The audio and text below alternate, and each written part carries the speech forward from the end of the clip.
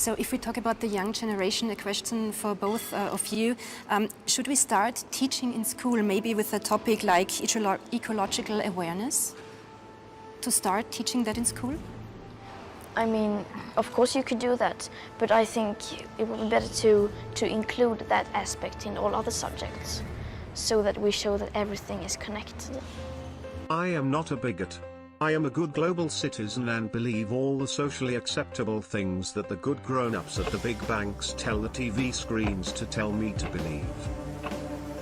Welcome to the planet, my dears. Wipe your feet. Come on in. No more need for coats in your mother's den. What do you see as the biggest challenges in conservation? The growing human population. Because where we are, there's nothing else. And do you have views about what should be done about that? Can't you guess? Then the doors burst open. The king and queen walk through. There's our precious daughter. If they did not know what love meant, who would? I am so happy that Prince Philip, friend of Jimmy Savile and father of philanthropist and champion of science Jeffrey Epstein's close friend Prince Andrew, and enlightened scientists like Bill Nye will come up with solutions to the #climate crisis. I believe when the TV tells me that science says the Earth is dying because of climate change, which is why I became a vegan activist, but I wish we knew how to stop it so poor Prince Philip and Greta can have their futures back. Growing population is a problem, but notice that the rate that the population is growing, human population is growing, is slowing down. It's apparently raising the standard of living of women and girls, people like you. As women and girls get better educated, they have fewer kids, and the kids they do have more resources, so they're better taken care of and they are more successful.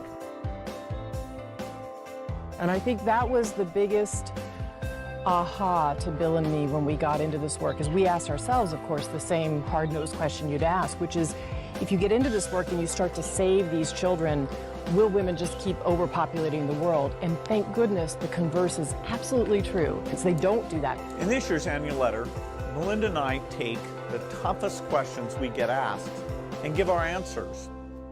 One that's come up for a long time is, as we make the world healthier, is the population going to get so big that feeding everybody and maintaining the environment is going to be impossible? We find that in every country of the world, this is repeated. The population growth goes down as we improve health. That the faster we improve health, the faster family size goes down. And so we can feel great about saving those lives.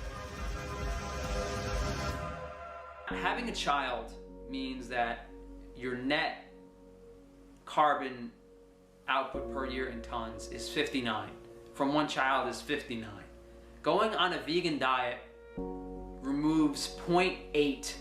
So if you have a child, that's literally making up for like 70 vegans. That's you know, if you go car free, if I live in Manhattan and I don't drive, I am the equivalent of 3 vegans.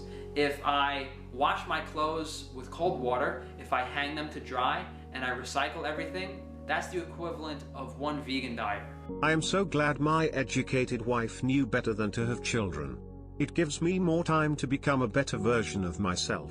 If we did have kids, she wouldn't have this great job and I couldn't have gotten the vasectomy from Dr. Gregor that her corporate health insurance paid for. My wife's boyfriend suggested I take a break from playing my Nintendo Switch and doing hardcore vegan activism in YouTube comments a few times a week to meditate or exercise, but even my spiritual leader, Sadhguru, is concerned about the #climate crisis.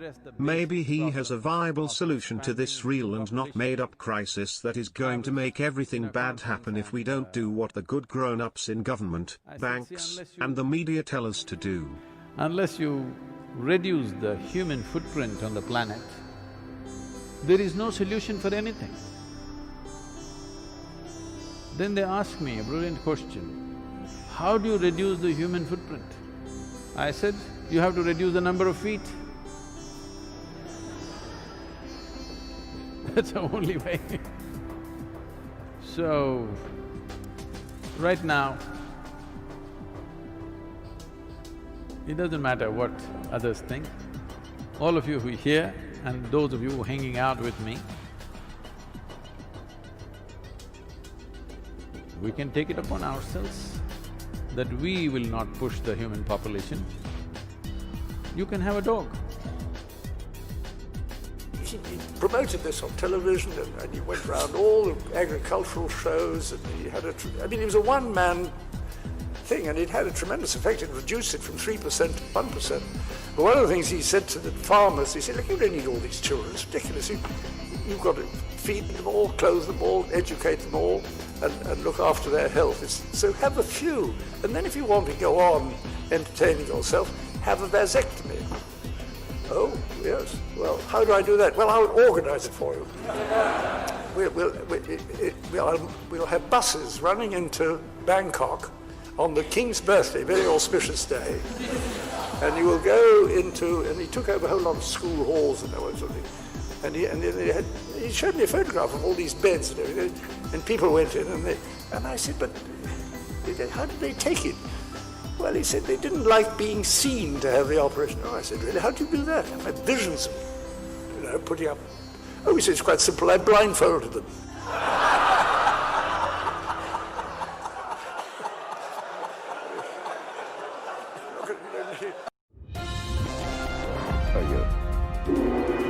Hey, what's that gadget? Global Television? citizens breaking news. I am not a bigot. I am a good global citizen who takes the recommended daily dosage of vitamin TV to keep me in a state of anxiety, agitation, confusion and learned helplessness. I am not a science denier. I trust the experts. I do not deny science. The good grown-up experts from science on the TV interrupt this totally real and not made up #climate crisis to bring you information from a more important and totally real death threat from a global pandemic virus. We must all listen to the experts from science and obey the TV and participate in this totally necessary and justified, mandatory panic. Spoiler alert, you're a scientist. What I will say of this virus, I think we're in the middle of a massive experiment worldwide. And that where are the guinea pigs? Maybe. The experiment is, will people listen to scientists?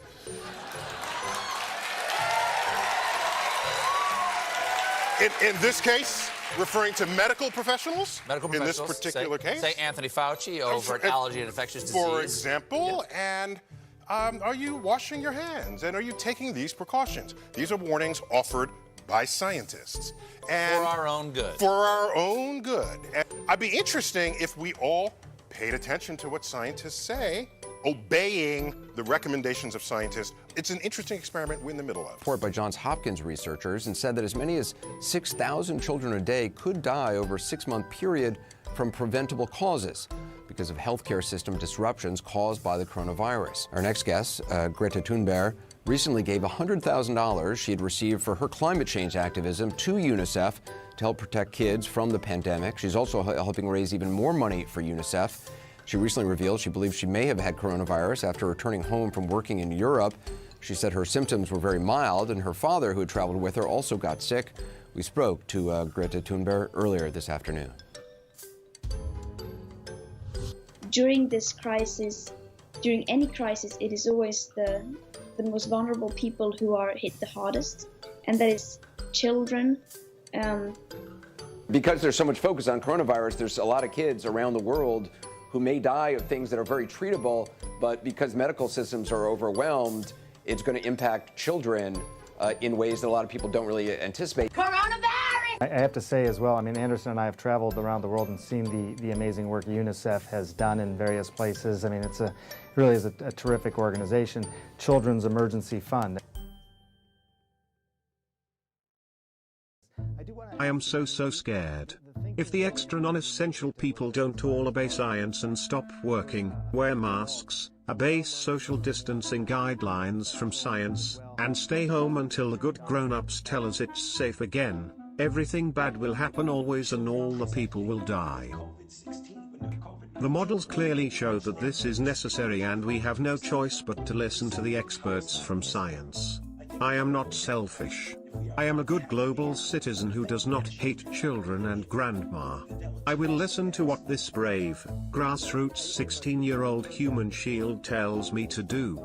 I am not a bigot. The science is settled. We must accept a new normal. My wife's boyfriend is an essential worker on the front lines. He is a university graduate and a department manager at Walmart and understands the science and the models. He assures me that this is the right thing for us non-essential people to do. Things I've seen you talk about online too is just how important it is to listen to experts and listen to science. And this is a time when, I was not a very good science student when I was in school, but this is a time, it seems, that the global scientific community is so critically important, and we're really seeing just how important it is to follow science. Yes, exactly, and I hope that we can see now the scientific community are stepping up, and they are speaking up more than they're done before, because obviously this is a crisis that require the scientific community to speak up, and I hope that people really, it feels like science is getting, the role of science is changing now. It's becoming more, people are starting to realize that we are actually depending on science and that we need to listen to scientists and experts, and I really hope that that stays, and that also is for other crises such as the climate crisis and the environmental crisis, that we actually understand that we have to listen to the scientists. If the world was vegan, there would be no COVID-19. Up until 10,000 years ago, there were no epidemic diseases. What changed? We domesticated animals. How's it going? I hope you're being safe out there and in good health. And certainly, I hope you're having enough toilet paper at home. Corona emerged due to the consumption of meat. What can I do in the future to prevent this? Leave the meat off your plate. Don't buy any animal products, and don't consume anything that an animal died for, or has been raped for, or has been tortured for. You know what I'm saying? So in order to avoid a pandemic in the future, you might want to look into your current diet and see what consequences to have an animal on your plate might have on a global scale. And you're seeing it right now. This is a small taste. American philosopher John Rawls devised a thought experiment called the Veil of Ignorance. He suggested that when trying to determine a moral course of action on an issue that affects multiple people, we should make that decision from a veil of ignorance in regarding which person we will be. For instance, when designing a social policy that affects two different classes of people, one can imagine that once this policy has been designed, one will be placed somewhere in this society with an equal chance of ending up in either of the two classes. The idea is that placing oneself in a veil of ignorance when designing societies or social policies for that matter should result in a more fair and just society where everyone's interests are considered equally. The British government has now put restrictions in place to slow the spread of this virus. People in the UK are only allowed to leave their homes for specific reasons. This includes shopping for necessities, medical care, and travelling to and from work if it's absolutely necessary. Shops selling non-essential goods have been closed, as well as gyms, libraries, places of worship, and gatherings of more than 2 people have been banned. It's extremely important that these measures are enforced and that we practice social distancing, because potentially every one person can set in motion a chain of events that results in thousands of people being infected. Despite this, it seems that many people in the UK aren't taking this seriously, with photos emerging of packed tube stations and crowded parks. The mortality rates can be expected to increase over time if no countermeasures are put in place to flatten the curve,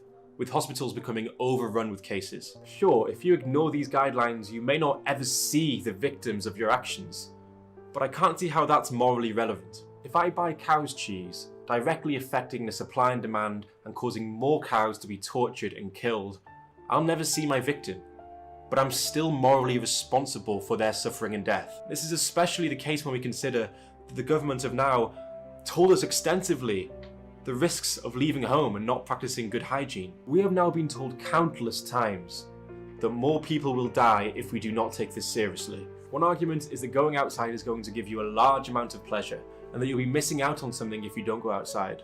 Perhaps as a social event you really want to go ahead, or you're just bored of social distancing.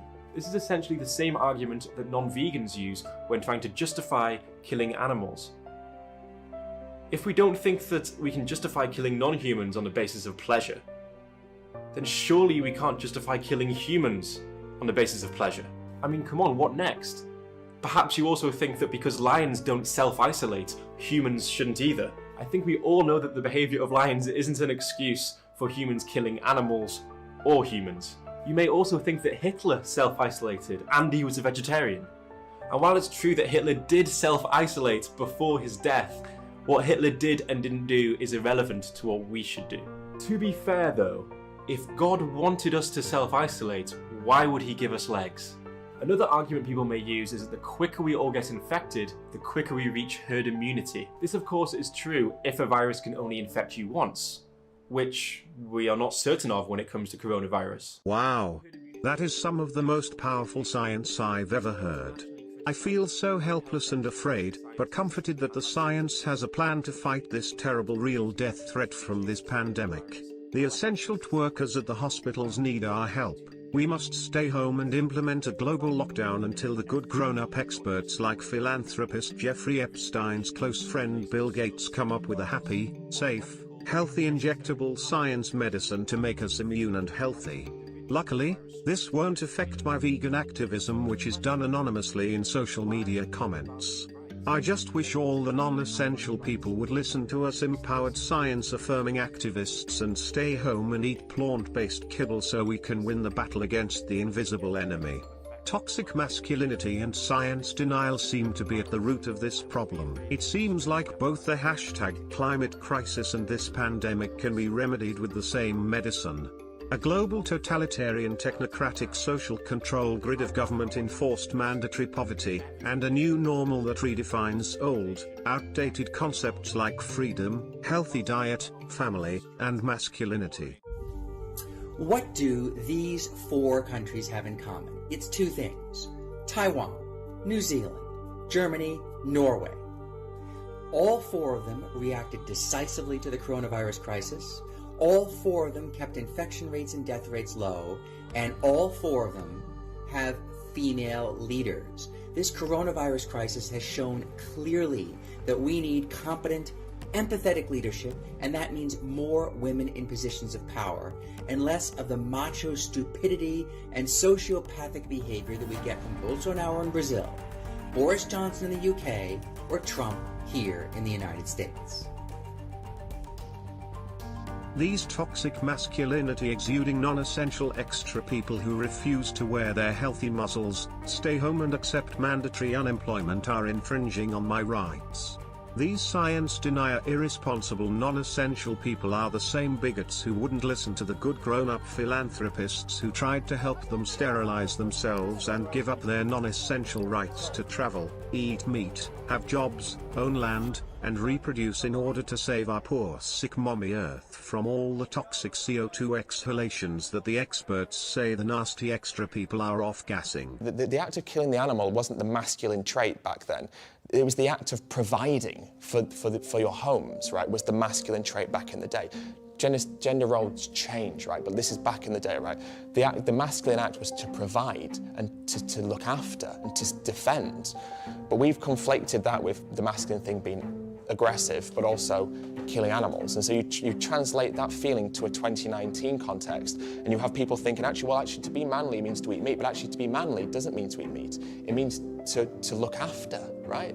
My favorite vegan activist can help re-educate these ignorant science denial lockdown phobes. They just need some inspirational speeches from positive male role models to teach them to accept the new normal. Earthling Ed can help them understand why masculinity is not about eating meat, or having unnecessary things like children, jobs, guns, testosterone, real animal foods, and rights. If only more men would be like Earthling Ed, we would not have viruses because people would not eat animals, or toxic masculinity because men would be comfortable with their lack of masculinity and redefinition of it. Getting women to find you attractive, and it's really grotesque when you watch these adverts and you simplify what's happening in these adverts and what's being reinforced to people, but it really, really works. Like, advertising is so powerful. So now you have this idea of that, and then as a vegan, I get accused of being a soy boy, right? And now I am a soy boy because I love soy. Like, that's fine. I drink soy milk, I eat tofu. But the idea is being a soy boy, you're feminizing yourself, right? Because there's phytoestrogens in soy products, which there is. This brave, stunning activist has me literally shaking with self-empowered, redefined masculinity and an unstoppable drive to stay home and stop this virus and the hashtag climate crisis by continuing my hero's journey of vegan activism in YouTube comments and on my anonymous Instagram profile. Real masculinity is not about having or providing for a family and children, producing and eating real animal foods, or having unnecessary testosterone and muscle and rights. Real masculinity is about using female emotional manipulation techniques to make people behave like you want them to. Thank you, Earthling Ed. I stand with you and your not toxically masculine man bun and proudly declare, I am a soy boy because I love soy. Like, that's fine. I drink soy milk, I eat tofu. But the idea is being a soy boy, you're feminizing yourself, right? Because there's phytoestrogens in soy products, which there is. Like, you know, this idea that we have to reinforce these tropes of what it means to be a man. And so almost eating meat's a stamp of that dominance and authority, and is a reminder of kind of like more archaic and transgressive masculine traits and roles, which is interesting.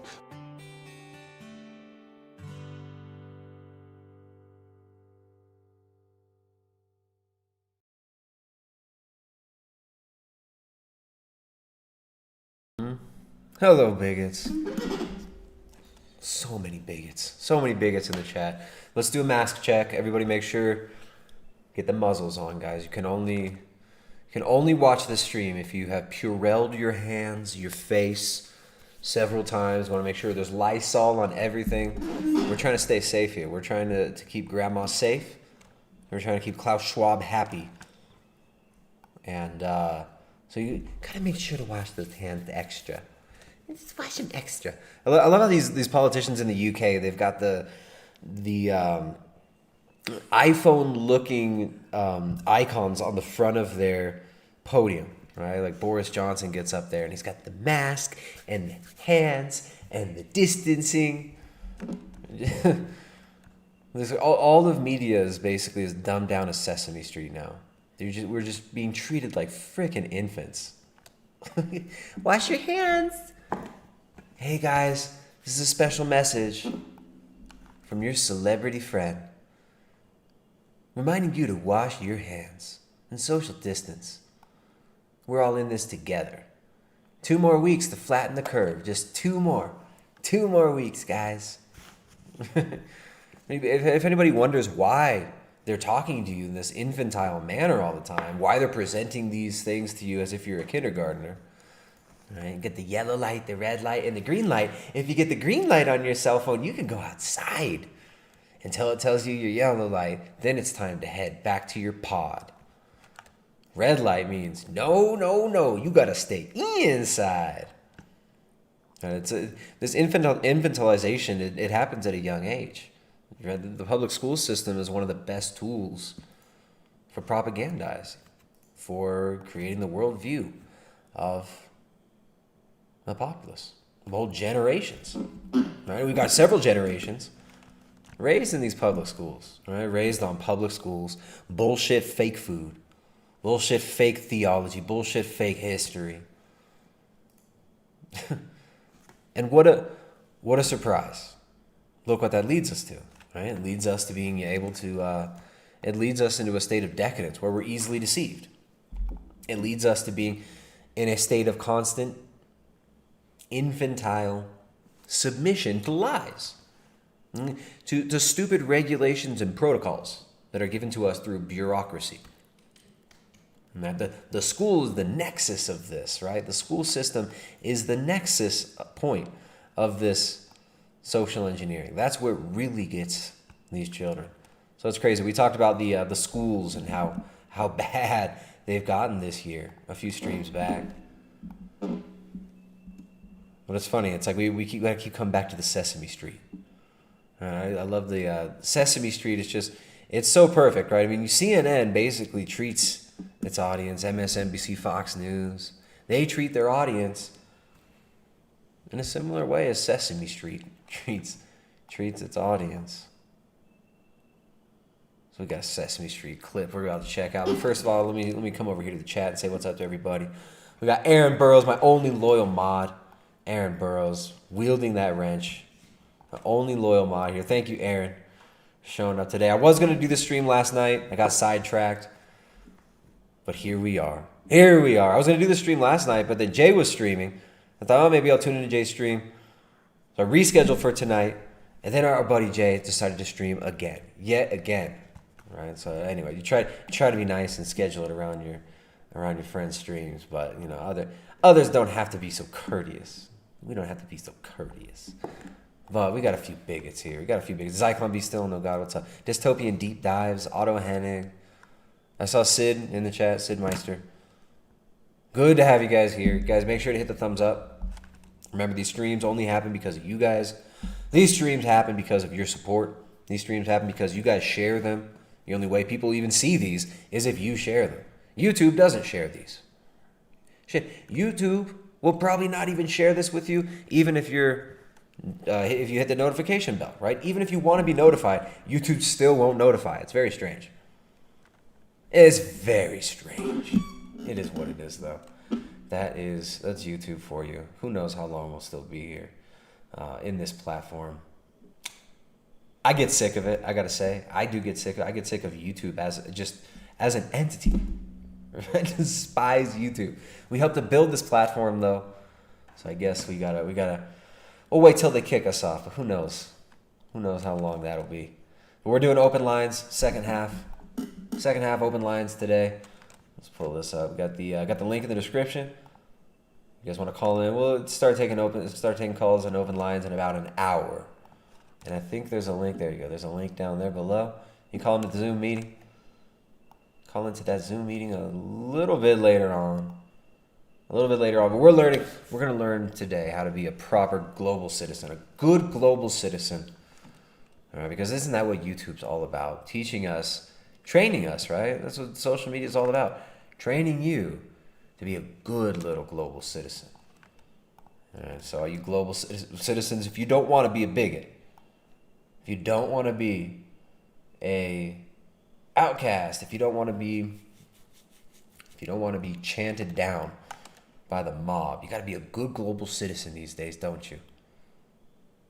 You got to be a good global citizen these days. And Sesame Street's here to help us. So let's learn a little bit from Sesame Street. And while you're at it, guys, remember, these streams happen because of you. You guys enjoy the stream. Support the dang streams. Let me put the link in here for the Streamlabs. Best way to support is via Streamlabs. Don't support YouTube. Support via Streamlabs. Get your questions, comments, jokes, and read on the air. Or if you got a suggestion of a video you want us to watch on the stream, hit us up. That's the best way to do it. Here we go. Sesame Street. Build a better world for you and me. Let's stand up for what is right. Listen, act, unite. Wow. So we're going full activist today at Sesame Street. We're starting out with a bang, with empty rhetoric. You plus me equals the power of we, everybody. Say it with them. What is this? The video is called Sesame Street Holiday Party and Traditions, Power of We Club. You plus me makes the power of we. Build a better world for you and me. Let's stand up for what is right. Listen, act, unite. Oh, hi. Listen, act, unite. It's kind of, remember the Greta Thunberg? We want the government to tell the truth. Right? We have to act like our house is on fire. It's always the empty rhetoric, empty emotional rhetoric. Listen, unite. Do what's right. And what do we see here? First off, the first images are a bunch of puppets, right? Puppets, fake little people who are being spoken through, who a message is being portrayed through. Fake little inanimate dead puppets, animated by somebody else's words, by somebody else's ideas, by somebody else's thoughts. And then one human, one little girl there, surrounded by nothing but puppets. And they're not in the same room. Why are they not in the same room? They're never in the same room now, right? It's like when you look at the propaganda that they're feeding the children, you can start to see exactly where they want this to go. They're normalizing the idea of just being alone on Zoom with people for the rest of your life. Right? This is how you got to spend the holidays. I'm guessing that's where this is going. I haven't seen this video yet. Let's see where they go with this. Right? The one little girl surrounded by the little dehumanized sock puppets singing about uniting. Right, while she's completely alone and isolated, but it's okay. She has a festive filter, right? They have festive little holiday style filters with secular snowflakes all over it. So there's the snowflakes filter around their Zoom cells, right? Like each character in their own cell, and they're so diverse. Look, there's only one white person. Even the dolls, they don't even make the dolls white anymore to be more diverse. Just in time for the Power of We holiday party. Yeah, we're all getting together to celebrate. It's a special time of year with lots of holidays and celebrations. So we're learning how each of us celebrates with our family. I am so excited! Charlie was just about to share how she celebrates. My family and I celebrate Hanukkah. It's an 8-day festival of lights. You celebrate for 8 days? Yeah. We light candles for each night for Hanukkah on a special candle holder called a menorah. I get to help my mom light the candles. We sing songs and wish everyone a happy Hanukkah. Happy Hanukkah! Happy Hanukkah! That's amazing, Charlie. We light candles for our holiday too. Tamir and I celebrate Kwanzaa with our family. Oh, wow! Kwanzaa! So many people celebrate Kwanzaa with their families. So, it's all about Hanukkah and Kwanzaa this holiday season in Sesame Street. Kwanzaa, right? Hey, if you just happen to be a puppet that celebrates both Hanukkah and Kwanzaa, you could do it on the same days for 7 whole days, right? You could call it Kwanzaa. Wow! Ooh, yay! It's a 7-day celebration of our African American culture and history. Probably invented by some people who actually celebrate Hanukkah. This holiday. Who the hell invented Kwanzaa? What is Kwanzaa? Is that still a thing? I thought this was like a late 90s joke. Kwanzaa, is it? From what tradition do we derive the rites of Kwanzaa? Decorate our house with art, colorful cloth, and fresh fruit. Each night, when we light a candle on a special candle holder called the Kinara, we talk about one of the principles of Kwanzaa. Yeah, the principles of Kwanzaa help us to continue to come together as a family and community. Like umoja, which means unity. Hey! Like umoja, which are those little things that you type to each other to express your emotions online. We're celebrating unity right now by coming together and learning how our friends celebrate the holidays. Elmo, how do you celebrate? Elmo wear mask. Elmo celebrates holidays by listening to the science. Also, Elmo like to do activisms. Elmo like to do the activisms with one of his daddies sometimes. Because his other daddy doesn't always hang out. His other daddy, he likes to go to the parties with all the other daddies. So sometimes Elmo, he likes to do activism to show people that you can love anybody. That's what we do. What is Elmo gonna do? What is Elmo? Elmo go to place called Bohemian Grove on him holiday. Elmo does secret holiday with his family and his neighbors. They wear black robes. They all wear black robes, and they wear animal masks, and they do dances together and things that they can't talk about with other people. Oh no, wait a minute. I'm far bigger and far stronger than you. What else could Elmo? Elmo likes to celebrate all the holidays. All the holidays except Christmas. That one's mean, racist holiday. What is Elmo's? Let's read the chat. See what the chat says. AI Elmo. Elmo for his holiday. Elmo, he and Elmo family, they like to worship the artificial intelligence. We all worship new AI God we call it Google God. Google God. We worship the Google God with the holidays. Elmo and his family, we celebrate holidays by getting so many social credits. Elmo's mommy works all night on holidays on doing OnlyFans content. Well, Elmo celebrates Christmas. During Christmas, Elmo spends time with his family, decorating a Christmas tree and singing songs. Elmo! But this year, Elmo can't sing songs because songs will give people viruses. So he can't sing anymore. Celebrate Christmas too, and I love giving gifts to my friends and family. Let me show you. Like these drawings that I made for my mom. Mommy, my papi, and my abuela, see? My mommy, my papi, and my abuela.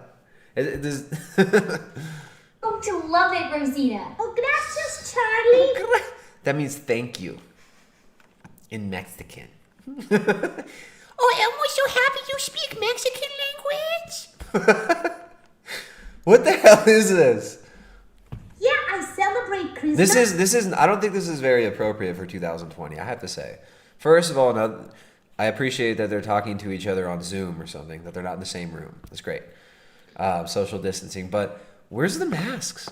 Where are the masks? This is some dangerous talk. Like Elmo's gonna celebrate Christmas with his family, right? Does his governor know this? Did he consult with the guidelines? Come on, Elmo. And also another holiday called Dia de los Reyes, Three Kings Day, and we make lots of food like my abuela's rosca de reyes. Three Kings bread that is delicious. Ooh, I want to try Three Kings bread. My grandma and I cook together too. You'll have to try our sweet potato pie. Oh, and Elmo's Christmas cookies. And my family's potato latkes. Ooh, looks like we found something all of our holidays have in common. They're all the same. All the holidays are the same. You light candles. You twiddle a tree. You eat some food. You consume, right? You give each other consumer goods. You consume food. They're all the same. Lots of yummy food. Yeah. I had so much fun learning about everyone's holidays. You learned so much. There's so much to celebrate this year. Merry Christmas, everyone. Happy Three Kings Day. Happy Hanukkah. Happy Kwanzaa. No matter what you celebrate with your families this year, happy holidays from all your friends on Sesame Street. Bye. It's like so seemingly innocuous, right? But it's funny, the underlying messages. The underlying messages are always the same. All right, somebody was asking, how do I... Thank you, Melina. We got some people who are supporting. We got some people who want to support. Best way to support, guys, if you enjoy the stream, if you want your questions or comments read, Streamlabs is the best way. There's the link for the Streamlabs in the chat. I'll throw it in there again. So, Elmo, educating the children, right? So all the religions are just the same. We gotta just find what's similar between them, and then we can mishmash them all together into this kind of global mush religion, this global new age mush religion. It's kind of that Blavatsky type idea of a new universal religion. The new universal religion. Thank you, Sesame Street. Exposing powerful lies. What up, dude? Exposing powerful lies. He was looking for the I love to racism, bro, but he got a different one. Thank you very much. Exposing powerful lies. Donated $15 through Streamlabs, the correct way. The correct way. He enjoys these streams. You guys like these streams? You like the channel? If you enjoy the work we do here, YouTube gives us zero support. We're only supported by you guys. So if you want to see these streams, support the dang streams, guys. All right, thank you, Sesame Street. And, of course, thank you to the people who do support in the chat, exposing powerful lies. Thank you, dude. So, yeah, this is what they're giving these children. This is what they're telling the children. You guys got to be communicating via your electronic devices to your little puppet friends. Now, I don't know. We don't let our children, they don't watch cartoons or anything like that. They don't watch Sesame Street or any of this filth. Right? They actually do things. They have like responsibilities. And when they do watch stuff, they sometimes enjoy watching Ryder Loves Tractor videos. Uh-oh, gotta sneeze. Illegal sneeze coming. I stopped it. Don't worry, Bill Gates. But yeah, we don't let our kids watch any of that crap. You can keep your freaking kids off YouTube, people. You want your kids to grow up healthy, like not just physically healthy, but mentally healthy, emotionally healthy.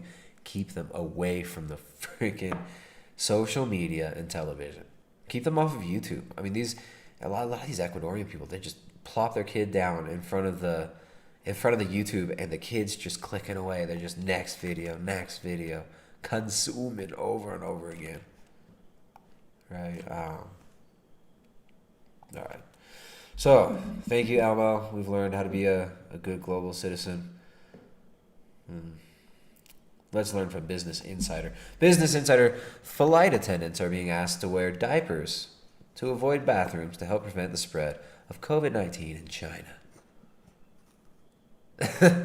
Okay, remember. Do you guys remember Event 201? Right, the tabletop exercise with the World Economic Forum, with Bill Gates, Bill and Melinda Gates Foundation were involved. World Economic Forum was involved. This tabletop exercise, Event 201, that essentially planned out everything that we've seen unravel over the last 9 months. What was the lesson? Hey, someone got it. That's racism, man. I love to racism, bro. Yeah, bro. Yeah. You remember? Do you remember back before this got super crazy? When people were looking at, I'm half your size. Oh no, wait a minute. I'm far bigger and far stronger than you. Calm down. Remember what the World Economic Forum and Event 201 determined in this tabletop exercise? Remember what the Rockefeller Foundation said in their, what was it, like 2010? That lockstep document? Right, the lockstep chapter of that Rockefeller Foundation white paper. They said that China would perform so much better during a pandemic situation than all these other countries that were limited due to their ideas about things like freedom, individual liberty, and whatnot. But those don't get in the way in the great place that is China, right? The World Economic Forum, they're always praising China. They love it. It's the model, right? China is a technocrat's petri dish. And this is why Rockefeller went there and set up Chase Manhattan Bank in the 70s. Right? These huge, big money influencers, like these billionaire philanthropists, they love China. They love China. You wouldn't have China if it weren't for Silicon Valley. You wouldn't have China if it weren't for big tech. You wouldn't have China right now if it weren't for these technocrats who love testing out policies there, like the one-child system, mass state mandated infanticide, the one-child policy that ended up being a huge failure. Rockefeller praised China for this. China's at the forefront of rolling out the new social credit system, which is exactly what the World Economic Forum wants globally. Right? A global carbon credit, social credit system sold to you in the name of equality, of saving the planet. It is sold to you on a whole foundation of lies. It doesn't even matter what the lies are to a certain extent, right? At some point, these people are just like, whatever happens, we're going to sell you on more technocracy, more surveillance, more dehumanization. And it's about entrainment. So in China, they're now training, if you want to keep your job as a flight attendant, you're going to wear a diaper because your dirty little ass can't go poop in a toilet, can't go pee in a toilet, because you are just essentially a bipedal bioweapon now. When we have declared you non-essential, you are not essential. You got to wear your face diaper, and then you got to shit your pants in your diaper. You got to poop your pants and wear a face diaper if you want to keep your job. That's what they're telling these people. Flight attendants in China have been urged to wear diapers and avoid bathrooms, according to guidelines. Oh, those must be from science, issued by the Civil Aviation Administration of China. It is recommended that cabin crew members wear disposable diapers to avoid using the lavatories, barring special circumstances to avoid infection risks, according to a CNN report that translated the original guidelines. Meanwhile, pilots and other members of the flight crew were asked to wear goggles and a mask, but not diapers, per Bloomberg. So pilots and other crew members, they don't have to wear the diapers because science, right? So the guidelines only for the flight attendants. You wear the diapers. You wear the face diapers and the diapers. And gloves. You can't touch anything. We got to have plastic in between you and everything else. I'm so sick of this imagery. I'm so sick of the image of the plastic visor face shield, right? This is the stupidest shit. But if people keep going along with this, going along with it, they're going to keep rolling these things out. They're going to keep pushing these things. But don't worry. While you're wearing your face diaper, while you're shitting in a diaper to go see your family, right, using your carbon credits to pay for your flight and offsetting those carbon credits by perhaps, who knows, funding reproductive health services for some people in the third world. Some of those extra non-essentials in the third world need those reproductive health services. While you're flying and shitting your pants, you can have Bill Gates-backed Impossible Burgers served to you on this fan-favorite airline. Wow, Air New Zealand will be offering you Impossible Burgers. You can eat the kibble, save the planet, and shit in your diaper. This is freedom, right? This is how we save the planet. This is what we do, apparently now. It's going to be a good global citizen. It's ridiculous. It's ridiculous, right? It just keeps getting more and more ridiculous. All right, Zyklon Be Still and No God. Thank you very much for that super chat. Where'd that go? Zyklon Be Still and No God. Send a super chat via YouTube super chat. The best way is Streamlabs, but thank you very much for that. Zyklon Be Still and No God says, take my incorrect super chat. It was incorrect. I corrected you. I had to. Thank you very much. I appreciate that. It's just because, some of that goes to YouTube, and I don't like YouTube. So better to go straight to the content producer. And Streamlabs does that. So Sid Meister, what's up, Sid Meister? Donated $5, says, I'm looking down on all you bigots. That's good, man. That's good. You should be. You should be. Because you must be an essential. You must be an essential. All right, guys. Best way to support the stream is via Streamlabs. Thank you guys who do support. You guys keep this going. You guys keep these streams going. All right, so... Yeah. So, in other news, Twitter now announced that beginning in 2021, it will remove tweets containing misinformation about COVID-19 vaccines. Misinformation. Who decides that? Well, the science? Twitter? Jack Dorsey?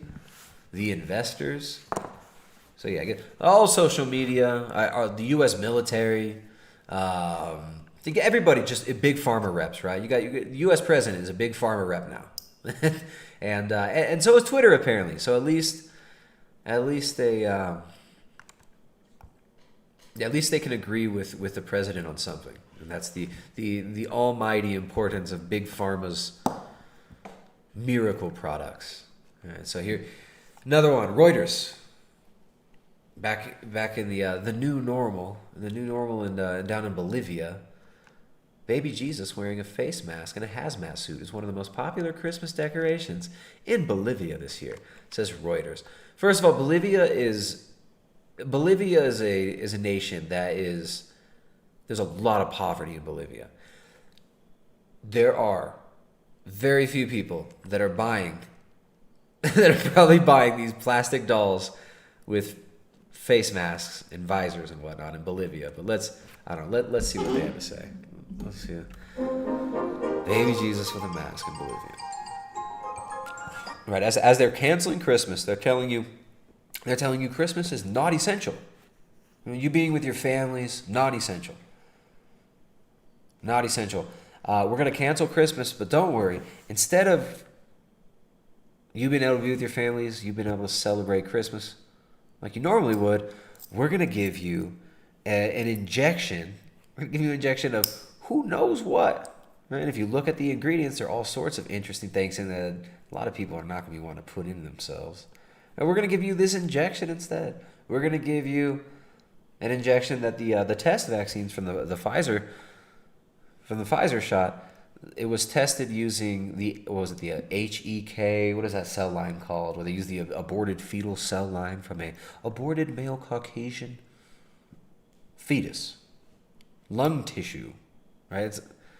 That's what they'll give you instead. And we're gonna tell you, we're gonna cancel your holidays, we're gonna close your churches, and we're gonna tell you that the state has deemed those non-essential. Your churches are not essential. But, of course, you could go to Costco, you could go to Walmart. I'm so sick of saying this. It's been 9 months of this. I'm so sick of saying this. I'm so sick of pointing out, I'm sick of pointing out how disgusting and satanic this is. This massive initiation ritual globally that we're in the middle of right now, with all the masks and the terror and the fear. They're taking everything that is good, everything that is true, everything that is real, and just flipping it on its head. And baby Jesus with a face mask, right? Jesus who healed lepers.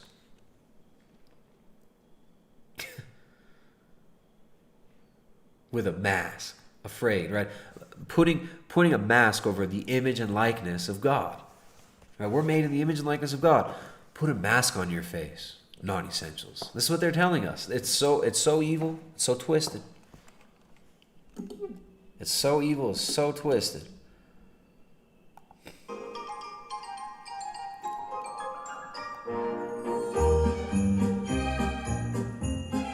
Look at this.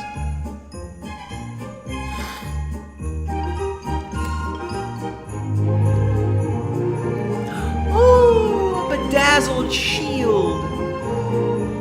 And a made-to-measure hazmat suit for little baby Jesus in Bolivia. And everybody wants this, says Reuters. She says my baby Jesus is well protected. He has his hazmat suit and his face mask.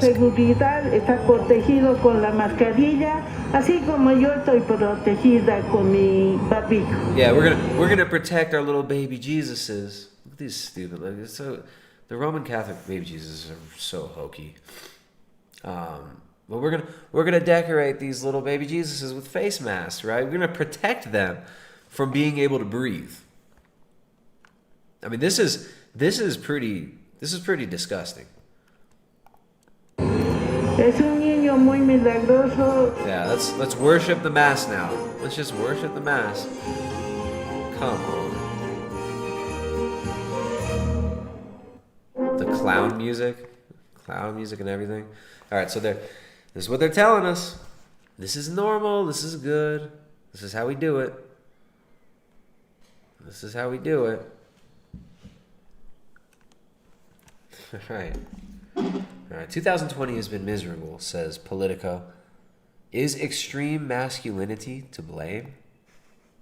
Oh, that's what's wrong. Okay, Politico's figured it out. It's It's not, insane government restrictions. It's not this massive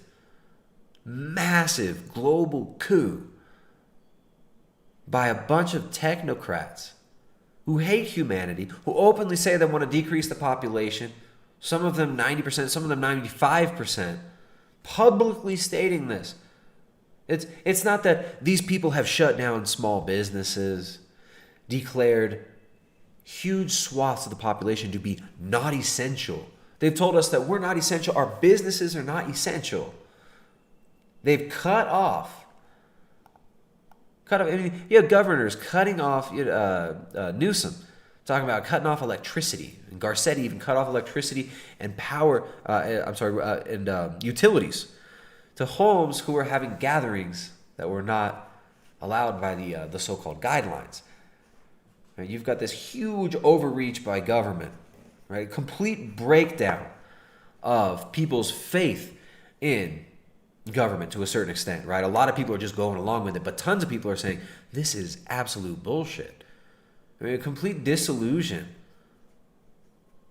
of society, essentially. But the problem is masculinity. The problem is extreme masculinity. The problem is not, this faulty PCR exam being used to foment chaos, to foment so much fear, and get people to demand more lockdowns.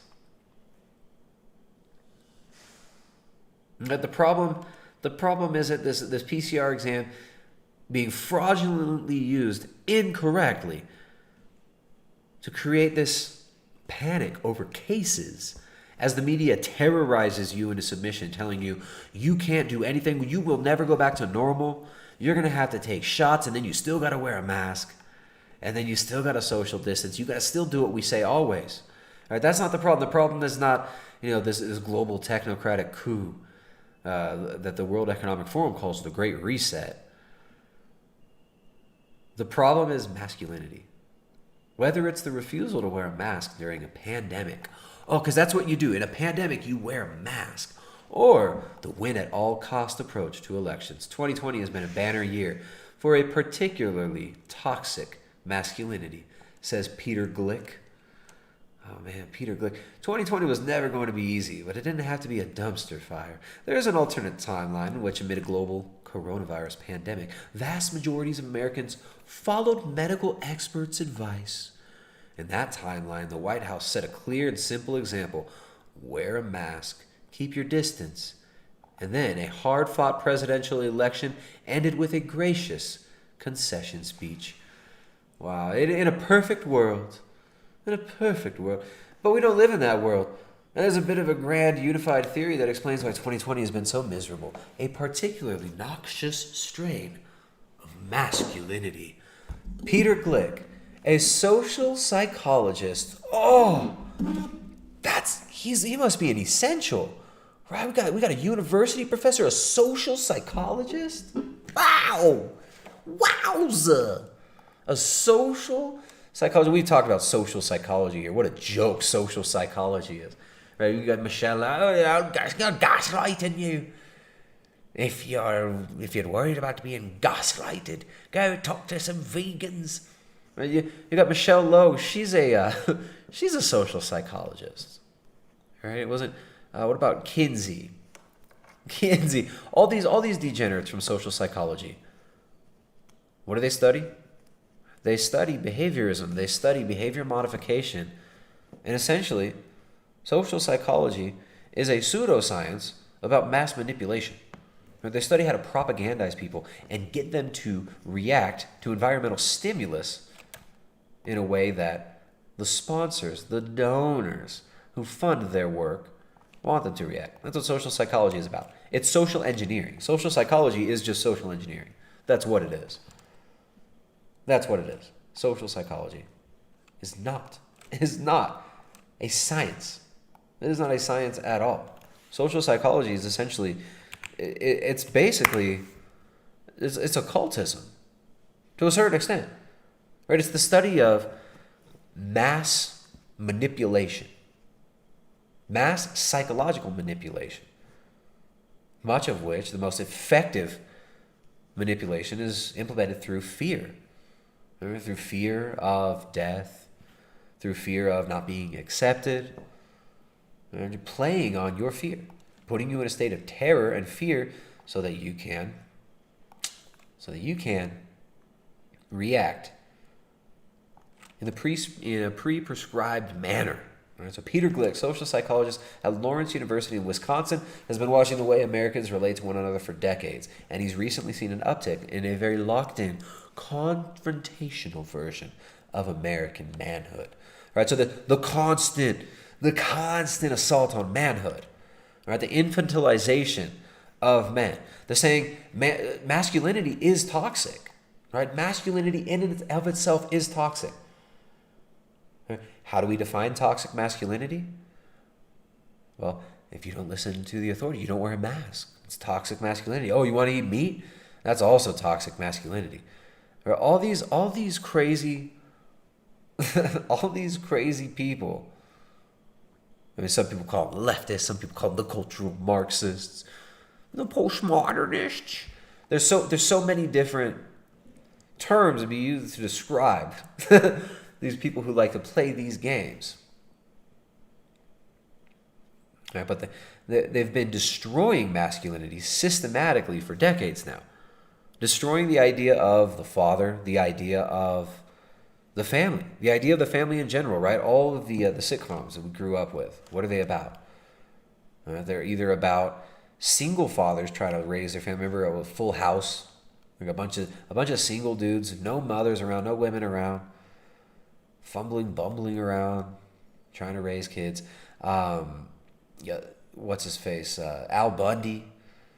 Right? Al Bundy, Homer Simpson, Archie Bunker. I mean, you go all the way back. The father figure is portrayed as a bumbling buffoon, a consumer idiot who just wants to drink beer, sit at home, watch TV, and be accepted by his neighbors. That's the image you're given of what masculinity is. For generations, that's what we're told, right? Now all of a sudden, real masculinity is wearing a dress. Real masculinity is cutting your dick off. Real masculinity is just defending every indefensible act that you could think of. Real masculinity is not any longer raising a family, all right, protecting your family, teaching your children, passing real skills on to your children. Real masculinity now, according to mass media, is being comfortable wearing a dress. It's a joke. So let's see what the social psychologist has to say. We got a quote here. Trump especially embodies this toxic masculinity, they claim. Here's his quote. "You can never show a chink in the armor, even if that involves denying reality," as Glick puts it. You can never show a chink in the armor, even if that involves denying reality, as Glick puts it. It's like, so they take like common traits of like, oh, toxic masculinity. He doesn't like to be humiliated. Like, this person doesn't like to be insulted. That must be toxic masculinity. You don't want to show a chink in your armor. If you don't want to show that you're weak, you must be toxic masculinity. Right? If you won't get on the ground and lick my boots, you must be toxic masculinity. You must be toxically masculine. And with America confronting a series of challenges, economic dislocation, racial tension, oh come on, a viral pandemic, this leadership style is both appealing for its strength and utterly destructive in its effects from the top down. Take, for instance, mask wearing during the pandemic. Multiple studies have found that men are more likely to die from COVID, but substantially less likely to wear masks and socially distance. Wow, look at that science. Look at that science. Multiple studies found that men are more likely to die, but less likely to wear masks. That's too much science. Clearly not wearing masks is killing all these men, right? Trump himself didn't wear a mask in public for months, fearing it would make him look weak. Yeah, it would. It would make him look like a fucking idiot. It would make him look like a moron. It would make him look like a weak, idiotic, submissive moron. And that's what it's about. It's a submission ritual. Oh, Trump wouldn't wear the mask. Trump won't wear the mask. Trump won't prostrate down before me and kiss my feet with his mask. He must be toxic masculinity. What? What? Multiple studies have found that men are more likely to die from COVID, but substantially less likely to wear masks or socially distance. Trump himself didn't wear a mask in public for months, fearing it would make him look weak. So that's fearing it would make him look weak. No, maybe he just didn't want to actually be weak. Right? Didn't want to be weak and give in to your stupid shit. Maybe he just had a brain and understood that your mouth is not meant to be covered by a face diaper all day, breathing in and rebreathing all this bacteria that you're breathing out. Right? The human mouth is full of thousands of different strains of bacteria. You're not meant to be trapping that all in a little diaper on your face and inhaling that over and over again. That's how you get viral pneumonia. So, he's fearing it makes him look weak and still doesn't wear one in social settings. Many Americans in Trump country go through their lives with a similar feeling. They too can't break the facade. So it's all this, they don't want to appear weak. And so what they're really saying is we want you to think these people are weak. We want you to think these people are fragile, frail, and weak. It's like this predatory attack on masculinity. Oh, it's afraid to be weak. It's afraid to appear weak. Or the attacker wants it to appear weak. It wants it to appear broken and submissive. Submissive to nonsense. It wants you to submit to lies. So if you submit to lies and you just go along to get along, that's good. That's good. Oops. One of the strongest prescriptions about masculinity is that you have to show strength. Masculinity is performed publicly, and wearing a mask is a very public act. So, I mean, isn't it funny how all these emasculated weirdos want to redefine masculinity for everybody? It's not okay to have an opinion. It's not okay to speak your opinion. If your opinion's different than the prescribed, approved, good global citizen opinion, then you're a bad man. That's toxic masculinity. But if you're just a submissive, slogan-repeating drone, then you're good. That's the right type of masculinity. I'm seeing the pattern. I think I'm seeing the pattern. Come over here to the chat. All you toxic masculine chatters over here. We got a bunch of toxic masculinity in the chat, refusing to support the stream, guys. Best way to support is via Streamlabs. If you like these streams, we need your support. We get none from YouTube. YouTube messes with the view counts, messes with the live view counts, doesn't notify people who want to be notified. If you do want to get notified, you can become a member, primaledgehealth.com. We do weekly coaching calls in there. And if you want our support for dialing in your diet, healthy lifestyle,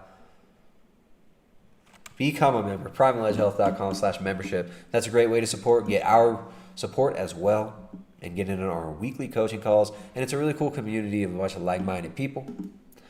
So that's a good way to support. Or via the Streamlabs, there's a Streamlabs link to donate, have your questions, comments read on the air. That's the best way to support. That's the best way. I gotta make some new Streamlabs notifications sometime soon. That'll be nice. So do some new Streamlabs notifications maybe next week.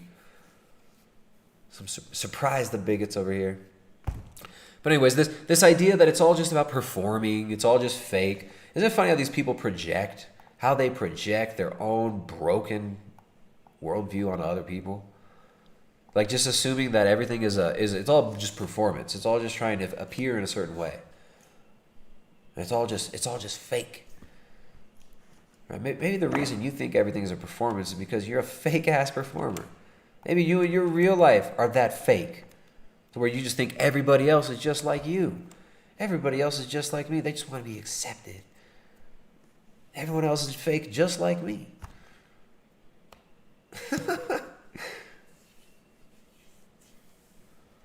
So they tell you masculinity is toxic. Masculinity is bad. But wearing a mask is good. Wearing a mask is really good. And what is toxic masculinity?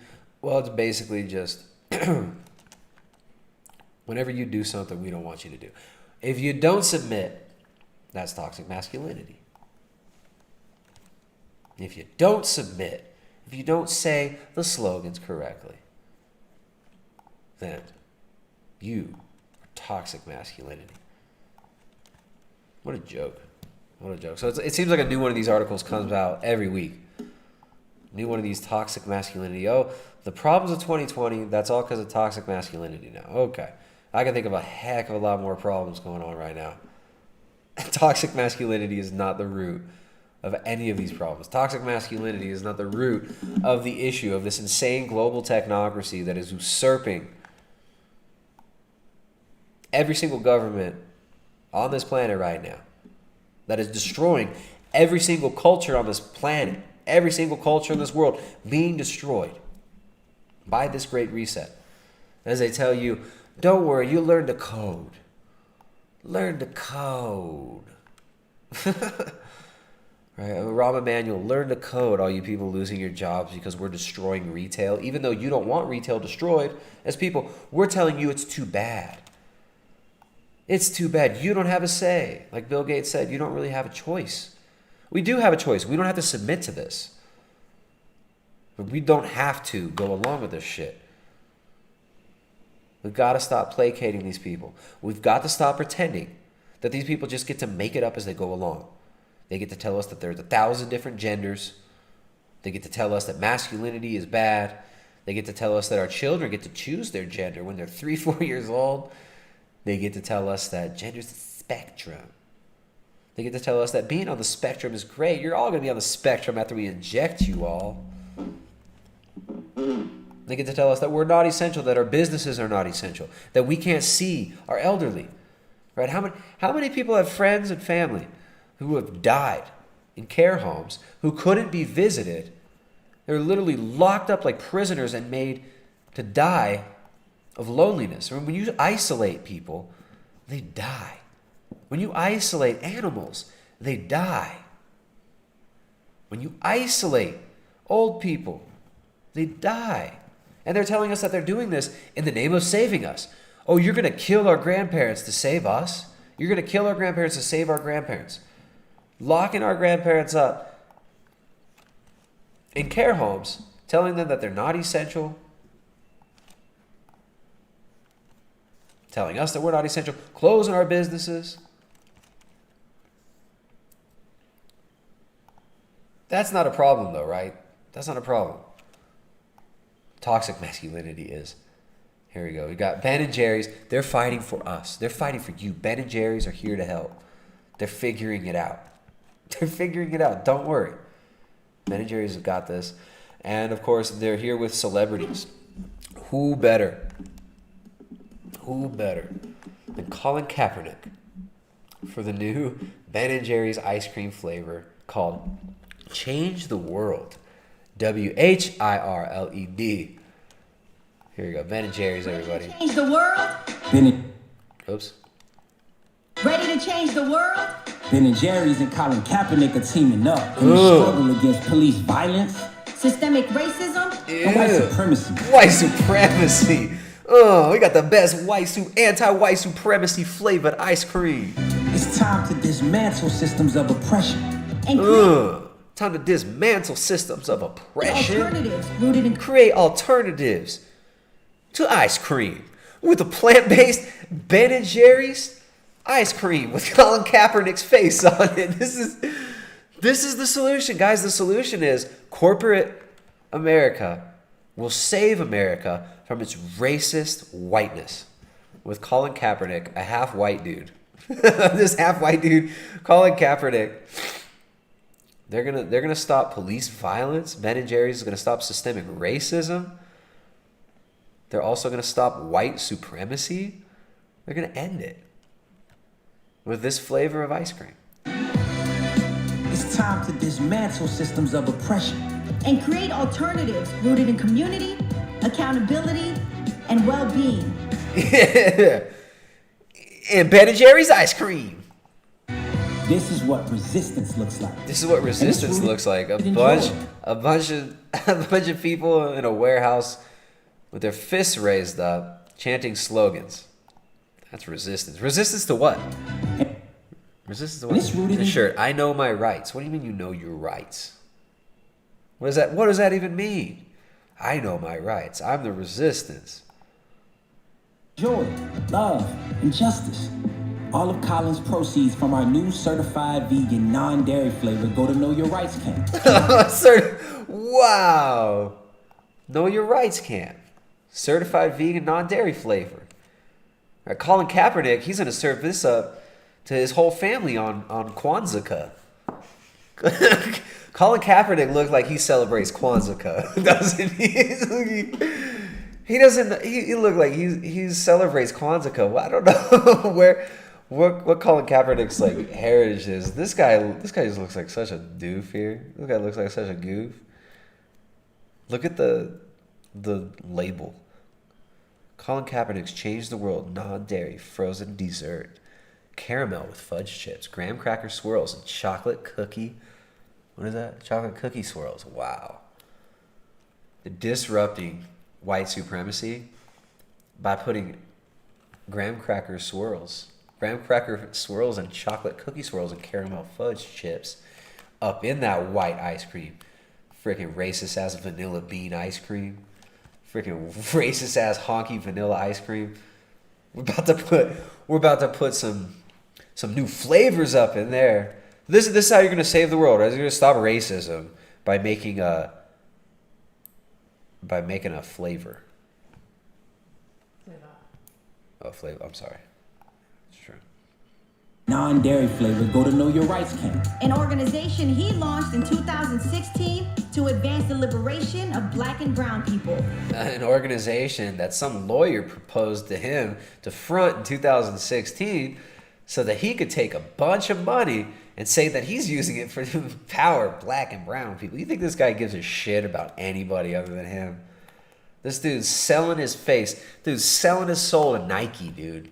This guy's selling his soul to Nike and Ben and Jerry's. This guy, but he cares. He cares about the children, right?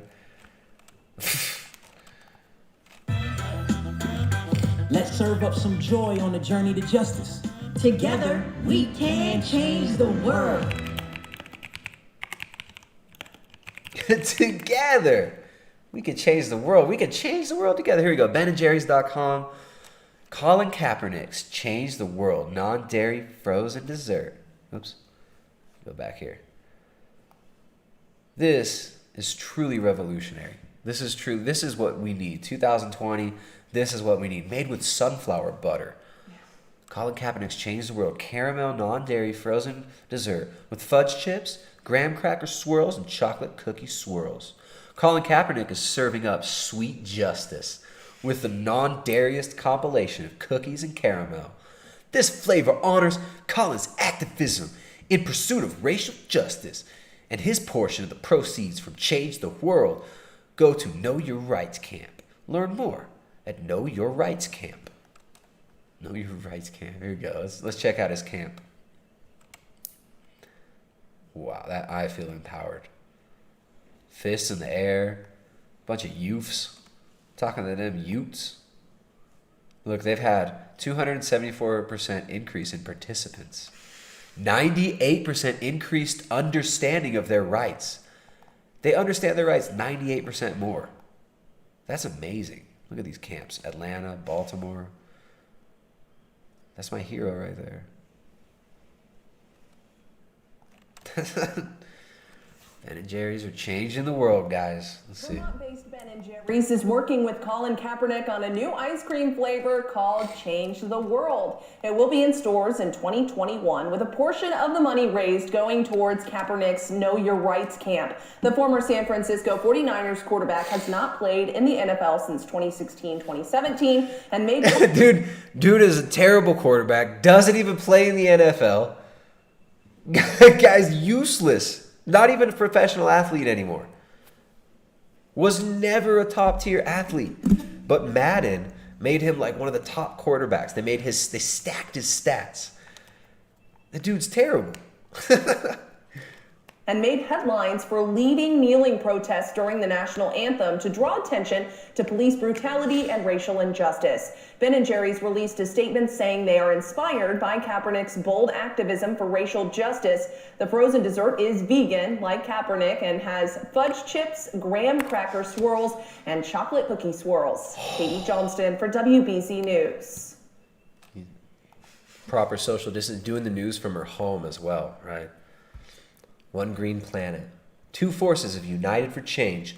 Colin Kaepernick and Ben & Jerry's have released a new vegan ice cream flavor to help support black and brown communities. Black and brown, guys. Both of them. Black and less black communities. The flavor is called Change the World. Kaepernick's portion of the proceeds from sales of flavor will support sales of flavor. Come on, One Green Planet. Let's get a proofreader here. Will work. Will support the work of Know Your Rights Camp, his nonprofit. Wow. To advance the liberation and well-being of black and brown communities through education, self-empowerment, mass mobilization, and the creation of new systems that elevate the next generation of change leaders. That's powerful. CNN Business. Sideline NFL quarterback Colin Kaepernick is getting his own ice cream flavor.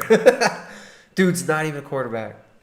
Not even a quarterback. He's famous for some dumb stunt. He's famous because Nike said he should be famous. Now, this is how you support it. This is how you support the revolution.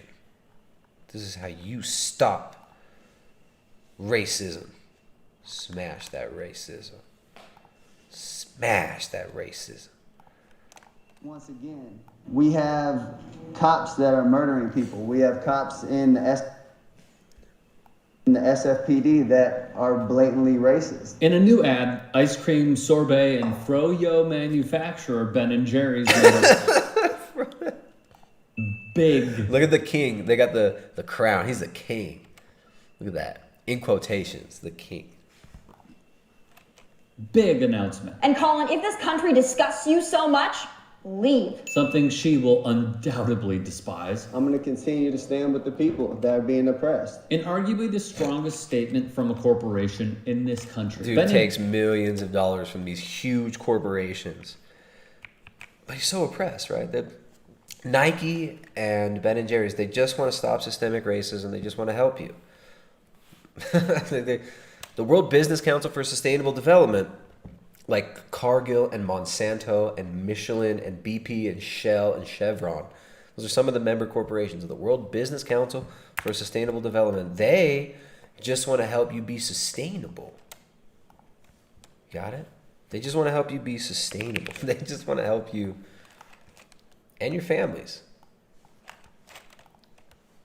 Jerry's calls for not just reform, not just being anti-racist, but this, calling out white supremacy and the dismantling of the prison industrial complex. Kaepernick selfishly and single-handedly changed the whole dynamic of football, sports, and the unity those events used to provide. But yeah, blame Cap for the injustices this country enables. Black and brown communities are being disproportionately devastated by COVID-19. Because his message... What a whore. What a hoe. Look at his... And it's all image too, right? You think he really likes teasing out his afro like that? He adopted this later on. Right? When he did his little stunt, he didn't have the afro. The afro came later. Now in all the video games and stuff, they put the afro. Come on. It's so corny. They're being Look at him reading off the script. Brown communities are being disproportionately devastated by COVID-19. Because his message continues to ring true. They feature Kaepernick's Know Your Rights initiative, which is fully funded by the man himself, to raise awareness on higher education, self-empowerment, and interaction with law enforcement. It was something that was really just a personal decision where, I didn't agree with what was going on. They show Eric Reed, who has also been whiteballed out of the NFL for standing up for the people, and attendees of Know Your Rights. Personally, I'm not having any difficulty. Again, I'm bigger than you. I'm stronger than you. There we go. There we go. We get some support. We get some support from some of the audience. We get no support from most of the audience. Some support from some of the audience. Sid Meister again. What's up, Sid? Says, I can rest at night knowing these conglomerates love me and have my best interest in mind. Yeah, Nike loves you, dude. Nike and Ben and Jerry's, they just love you. They love you. They would love for you to come work in their factories in China. Thank you, Sid. I appreciate that. You guys, remember, if you enjoyed these streams, I don't know how much I can say it, but we can't be doing these streams if it's not for your support. These streams don't happen if you don't support. So thank you to the ones who enjoy these streams enough to show some support through the super chats of the Streamlabs. Streamlabs is the best way to support.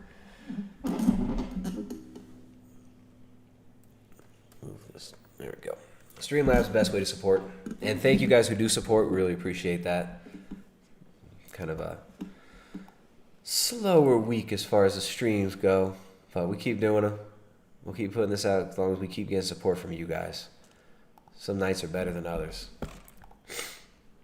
Significantly on dairy, this is fantastic. The flavors: caramel, fudge chips, graham cracker swirls, and chocolate cookie swirls. What?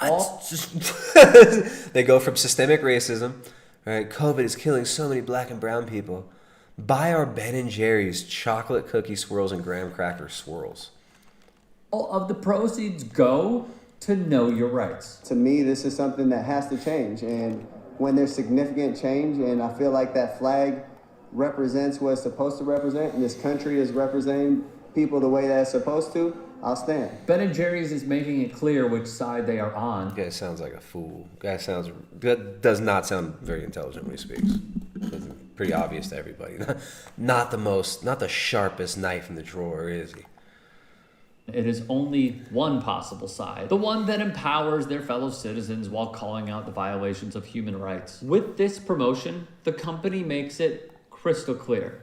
The National Football League, however, can't say the same. Cap, in his own words, wrote on Twitter, "I've teamed up with Ben & Jerry's to serve up joy on the journey to justice. Today, we're excited to introduce Change the World, a new non-dairy flavor that hits shelves in early 2021. 100% of my proceeds will go to Know Your Rights Camp with matching support from Ben & Jerry's." Just awesome.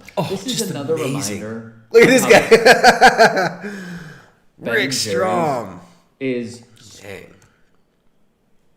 Look at he's got AOC, he's got Alexandria Ocasio-Cortez. Look at his prayer corner behind him. His atheist Coomer prayer corner. Colin Kaepernick icon. California license plate. What a surprise. It's fags from California. Against the web. Who is this? Michael Brooks. Against the web. Colin Kaepernick kneeling. Bobblehead toy, right? Consumer toy. Of course, AOC Alexandria Ocasio-Cortez with the bobblehead. Who is this guy in the middle? This is like hip hop. It's all toys. So it's all about pelvic blood flow. You get inadequate clitoral engorgement, which lubricant can be useful.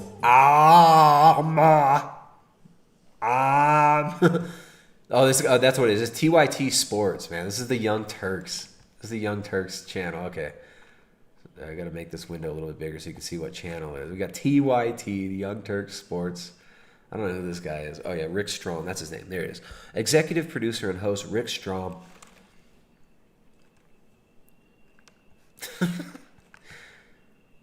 Wow. So far. Oh, wait, let me read this. Let me read this super chat. Hey, thank you guys for the super chats. Thank you for the support. Best way to support is Streamlabs. And thank you, Dr. Greger, for that amazing poem. Megiddo Eubanks donated $5. What's up, Megiddo Eubanks? Is that how you say it? Megiddo? Probably not your real name, though, right? Megiddo Eubanks says, "Here are the paltry 5 gender-neutral, soy-based, completely woke fiat dollar. Bigot." Oh, the gender neutral. Five gender-neutral dollars. Thank you very much. Soy-based, too. I like that. Thank you for those social credit points. You guys, make sure to hit the thumbs up, hit the like, and support the stream via Streamlabs. Or you're a bigot. All right, we're stopping racism here, guys, with ice cream flavors. Look at this Coomer. Than most other companies in America. As painful as it was, let me go back.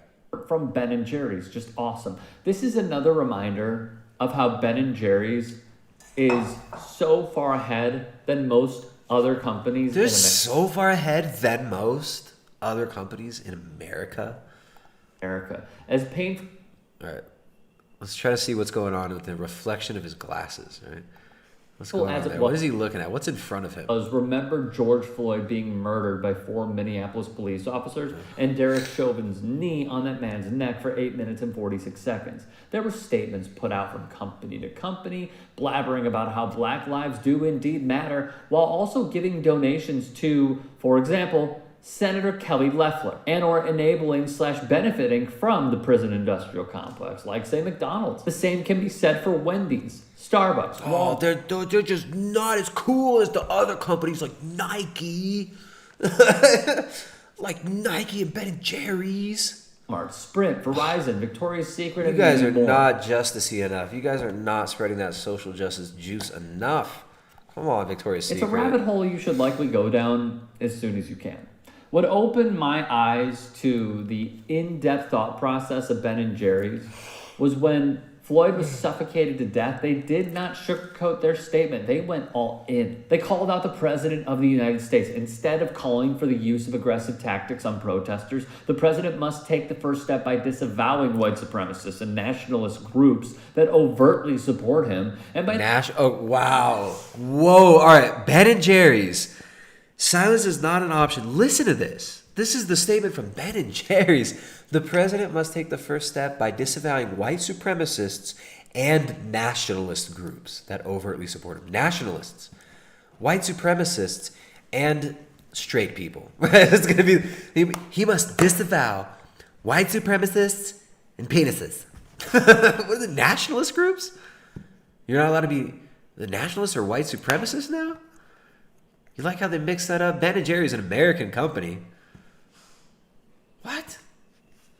How interesting. Ben Cohen, Jerry Greenfield, is that their names? Ben & Jerry's. They don't like these white supremacist and nationalist groups. What do those have to do with each other? Not using his Twitter feed to promote and normalize their ideas and agendas. Trump's Twitter feed is racist, says Ben & Jerry's.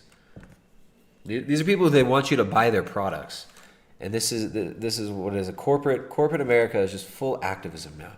Right? These huge global corporations, it's not just corporate America, these are mega corporations. They sell their ice cream everywhere in the world. This is a global gig. They're full on activist corporations now. Nike, Michelin, Shell, and BP. They just want social justice. They want to end white supremacy. Do you see the ruse? How do people not see this? How do people not see what a joke this is? Passed H.R. 40, legislation that would create a commission to study the effects of slavery and discrimination from 1619 to the present and recommend appropriate remedies. We cannot move forward together as a nation until we begin to grapple with the sins of our past. The sins of our past. So the new original sin, according to Ben & Jerry's, is you're white. Slavery, Jim Crow, and segregation were systems of legalized and monetized white supremacy for which generations of black and brown people paid an immeasurable price. And then, in the same statement, they supported the Floyd family's call to create a national task force that would draft bipartisan legislation aimed at ending racial violence and increasing police accountability.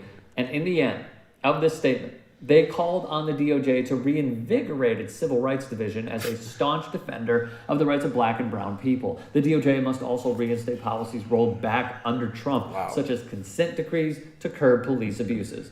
So, yeah, if there were to be a singular company that matches Cap's efforts, it's likely Ben & Jerry's. While we see fluffy statements from other corporations, Ben & Jerry's was one of the few who put Black Lives Matter in their statements back in 2016 on their website. Again, you can buy this product in 2020. Buy this product in 2020.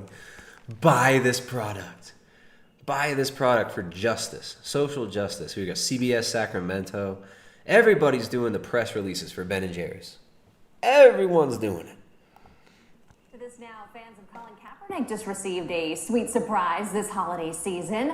Ice cream maker Ben & Jerry's unveiled a new... Like nobody's a fan of this dude for his actual athletic abilities. Isn't that funny? This guy's not slaying it in athletics. He just became the front man, the poster boy, the face of Nike. He became the front man. He became the whore, right? He was the guy who would whore his name out, whore his face out for this shit. Flavor to honor the Turlock native. In a statement, the company says the flavor, called Change the World, notice how they spelled world there? Clever. Celebrates Kaepernick's courageous work to confront systemic oppression and stop police violence against black and brown people. And how's that worked out? What has he done to actually stop violence? What has he done to actually uplift black people? Right? Is he actually teaching? He says, know your rights. What is he teaching these people at his know your rights conferences? Those weird little culty looking, like an evangelical conference or something. What is he actually teaching these children? Is he teaching the black community how to raise their children in a way that's going to result in more strength and resilience in the family units and in the communities? Is he teaching them how to strengthen family bonds and community bonds, how to create community-supported agriculture locally, how to create community trade networks? Or is he teaching children, is he paying for children to go to trade school at a young age so that they can have skills that can feed their family, skills that they can pass on to their children? Is he teaching them how to police their neighborhoods, how to save money? No, someone in the chat says, Megiddo Eubanks says he isn't even a husband or a father. Yeah, this dude has no children. This dude has no family. This dude is a self-absorbed. I don't know what you can call these people. Whores. Whores is the best way to describe them, right? These people who they'll sell their face, they'll sell their soul to that Nike swoosh, or to Ben & Jerry's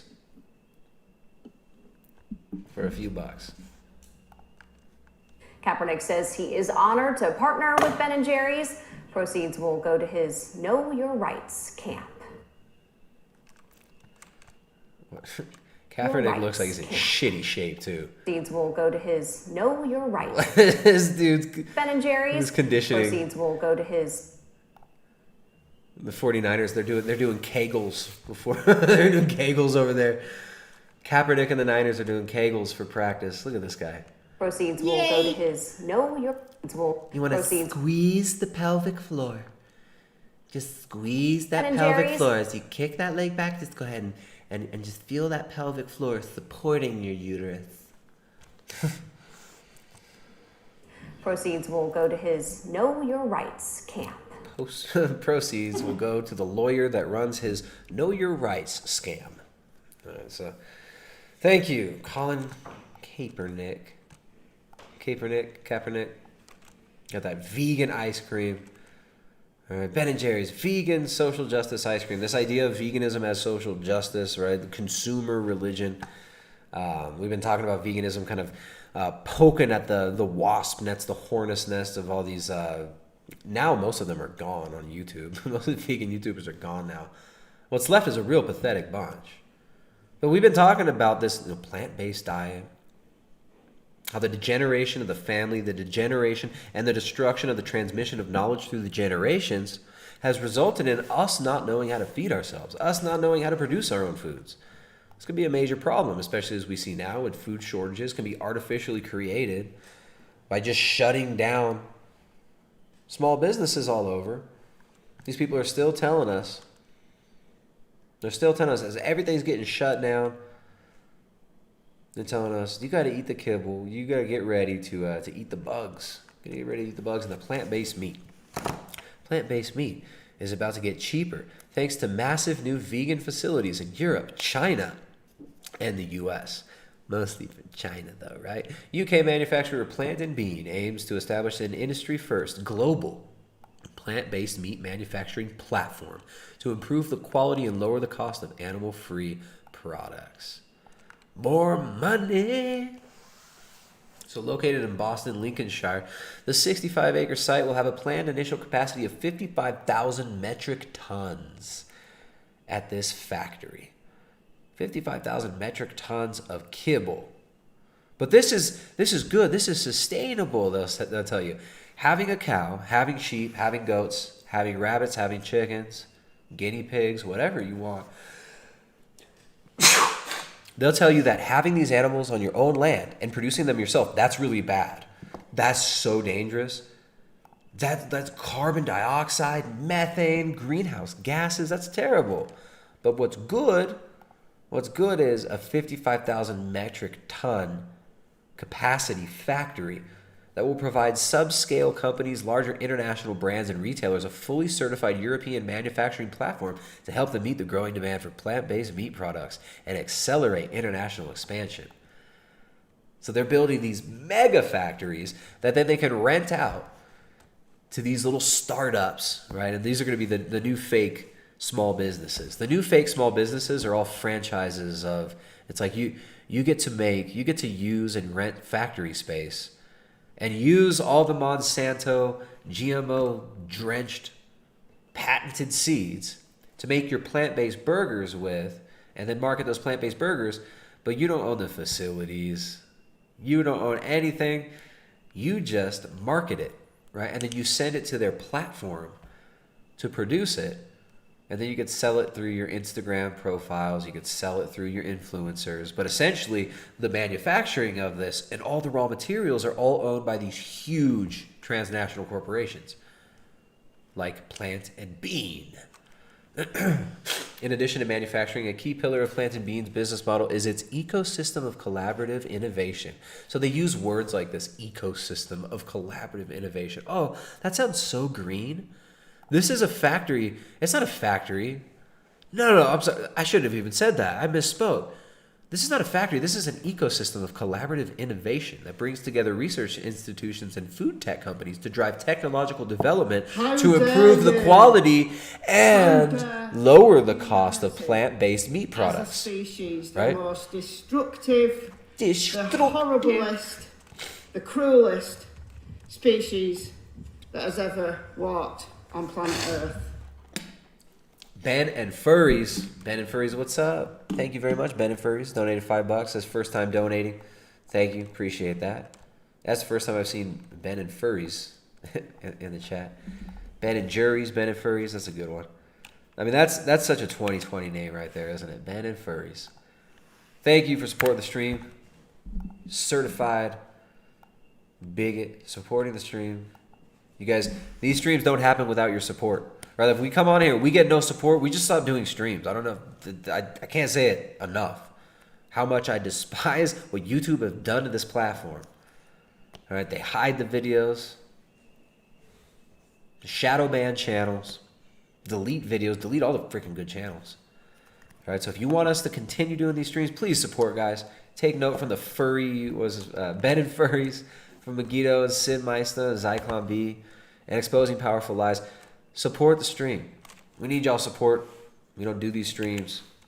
I'm sorry, if you don't support, we can't do these streams. So it is what it is. So Plant and Bean is so far partnered with global food production development company Griffith Foods, manufacturer and ingredient supplier Gushin, and research institutes Wageningen, how do you even say that? Wageningen University and Singapore Institute of Technology. It's, as part of its research and development, Plant and Bean is currently working to develop a computational breeding technology to achieve a 50% reduction in the cost of peas and beans, optimizing protein extraction at a significantly lower cost, and improving texture generation, focusing on improved extrusion technology to drive higher machine efficiencies, lower energy use, and better plant-based meat textures. Or you could just eat a fucking steak. Or you could just eat fucking steak. Or you could just eat some birds. Or you could just eat some rabbits, right? You could raise rabbits. You could raise birds for cheap. You could raise rabbits just foraging for local plants and feeding them those if you know what to give them. There's a whole nother thing. There's a hard learning curve with some of these animals. But you know what? It's not hard to raise your own livestock. It doesn't take a lot of money. It doesn't take a bunch of stimulus from government to raise livestock. That's why these people want you off the land. They don't want you to be able to own land at all. That's why the World Economic Forum says you will own nothing. You will own nothing. But you'll be happy, they say. They say you'll be happy. You're going to know nothing, but you'll be happy. The World Economic Forum says you got to go plant-based. We're going to develop more plant-based meats. There's no such thing as plant-based meats. You know what plant-based meat is? Grass-fed beef. You know what plant-based milk is? Fucking milk. It's made of plants.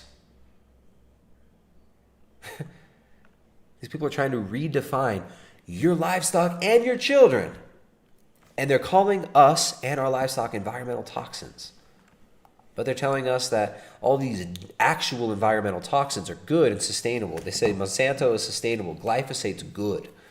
Right? Glyphosate's sustainable. If you want to be the big man, the big daddy. Glyphosate's sustainable. Matt, thank you, Matt. Donated $5. Says vegans supplementing with synthetic B12 produced with child slave labor because they don't want to contribute to animal slave labor. I'm confused. Exactly. The cobalt that is the backbone of the methylcobalamin and the cyanocobalamin that these vegans all admit that they need to take to stay alive, to stay barely alive on their stupid, depleted diet. They rely on cobalt from child slaves in the Congo.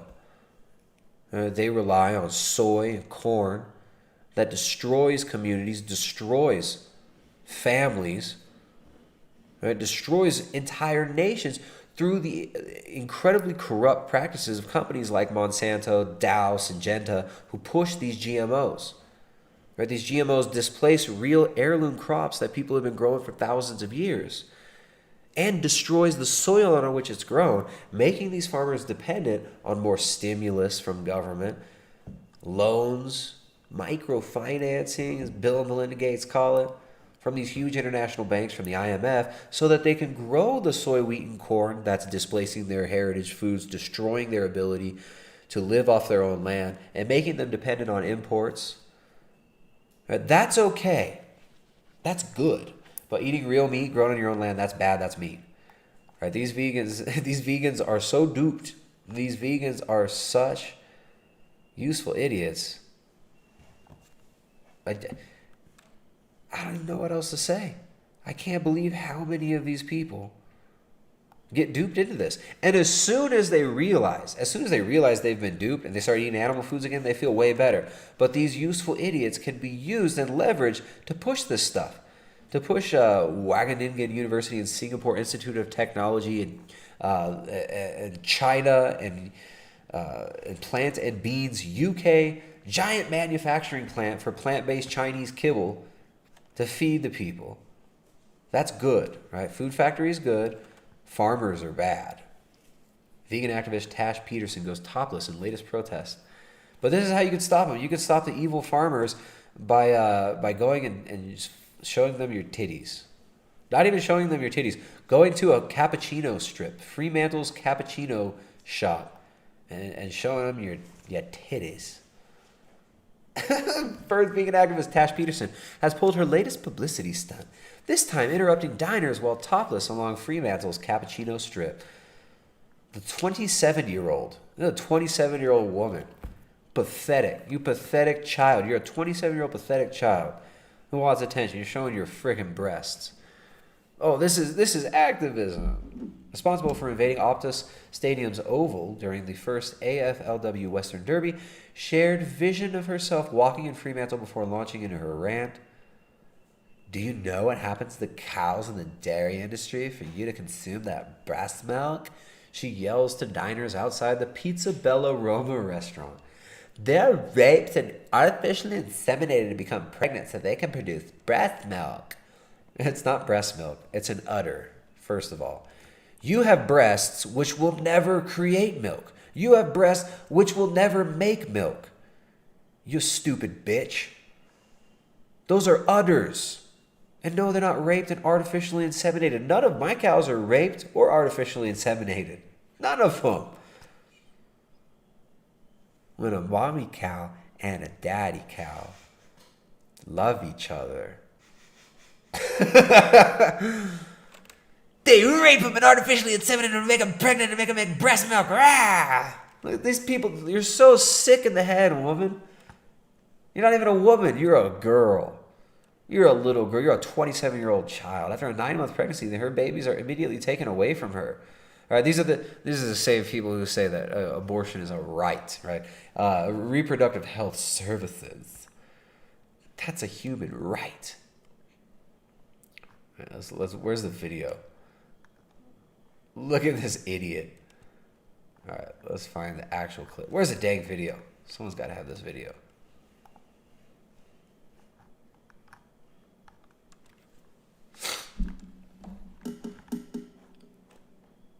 Where is it?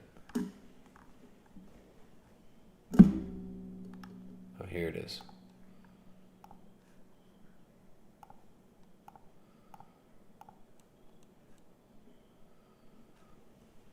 Come on.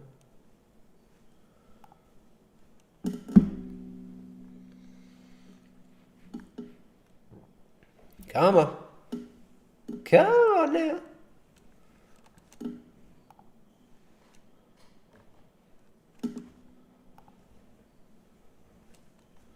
Maybe if I refresh it, the video will load. We'll see.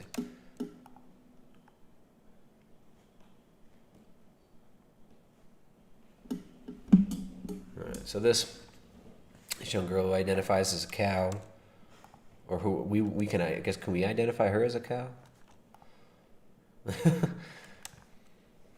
This empowered young woman just doesn't want to load. She just doesn't want to load. We'll move on. Is it because, is my internet working?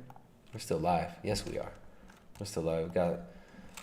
We got some bigots still watching. You guys make sure to hit the thumbs up. Hit the thumbs up. If you thought you were subscribed to this channel, you will very likely find that you are no longer subscribed to this channel, because that's how YouTube rolls. So make sure you're subscribed. Make sure to like it. Hit the bell. We got a bunch of people who have not hit the like yet. Guys, hit the like, hit the thumbs up. And support via the Streamlabs. That's the best way to go for supporting the work we do here.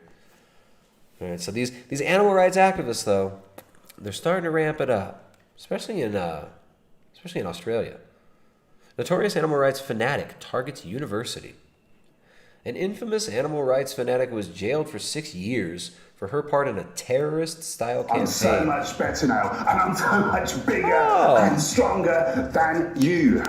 Thank you. Thank you for telling me that, Hedge. And Jerry Brooks, thank you, Jerry Brooks, donated $5. Says, what do you think of the latest crises? Cyber attack on Gov.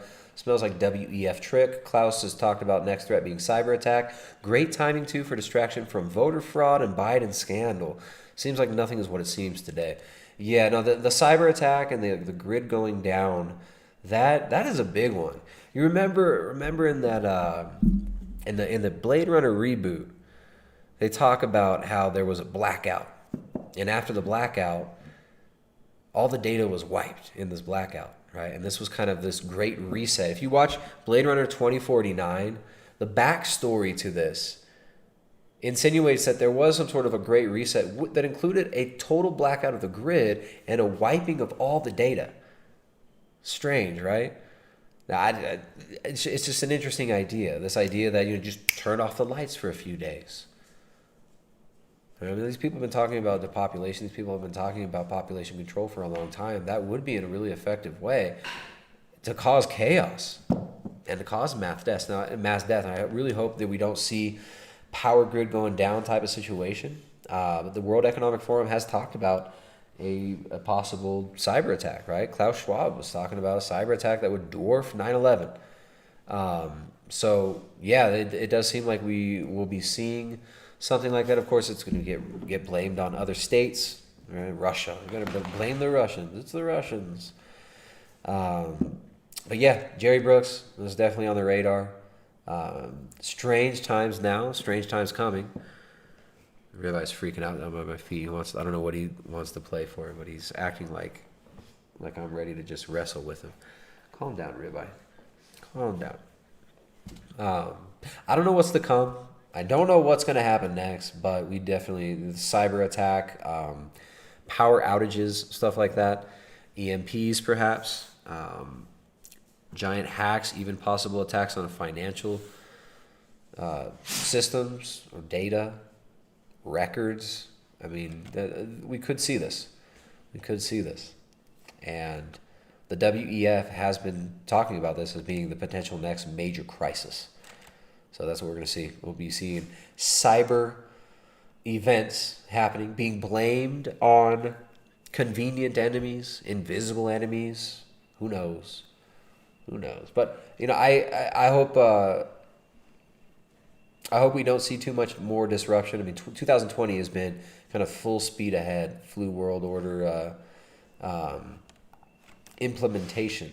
And I wouldn't doubt if we start to see some more of these events, unfortunately. But thank you for supporting. We do get a little bit of support from you guys in the chat. We need more support from you guys in the stream, though, you guys in the chat. Sometimes sometimes the big donors drop in and show us how much they appreciate the streams. But then, hey, maybe sometimes the streams just suck.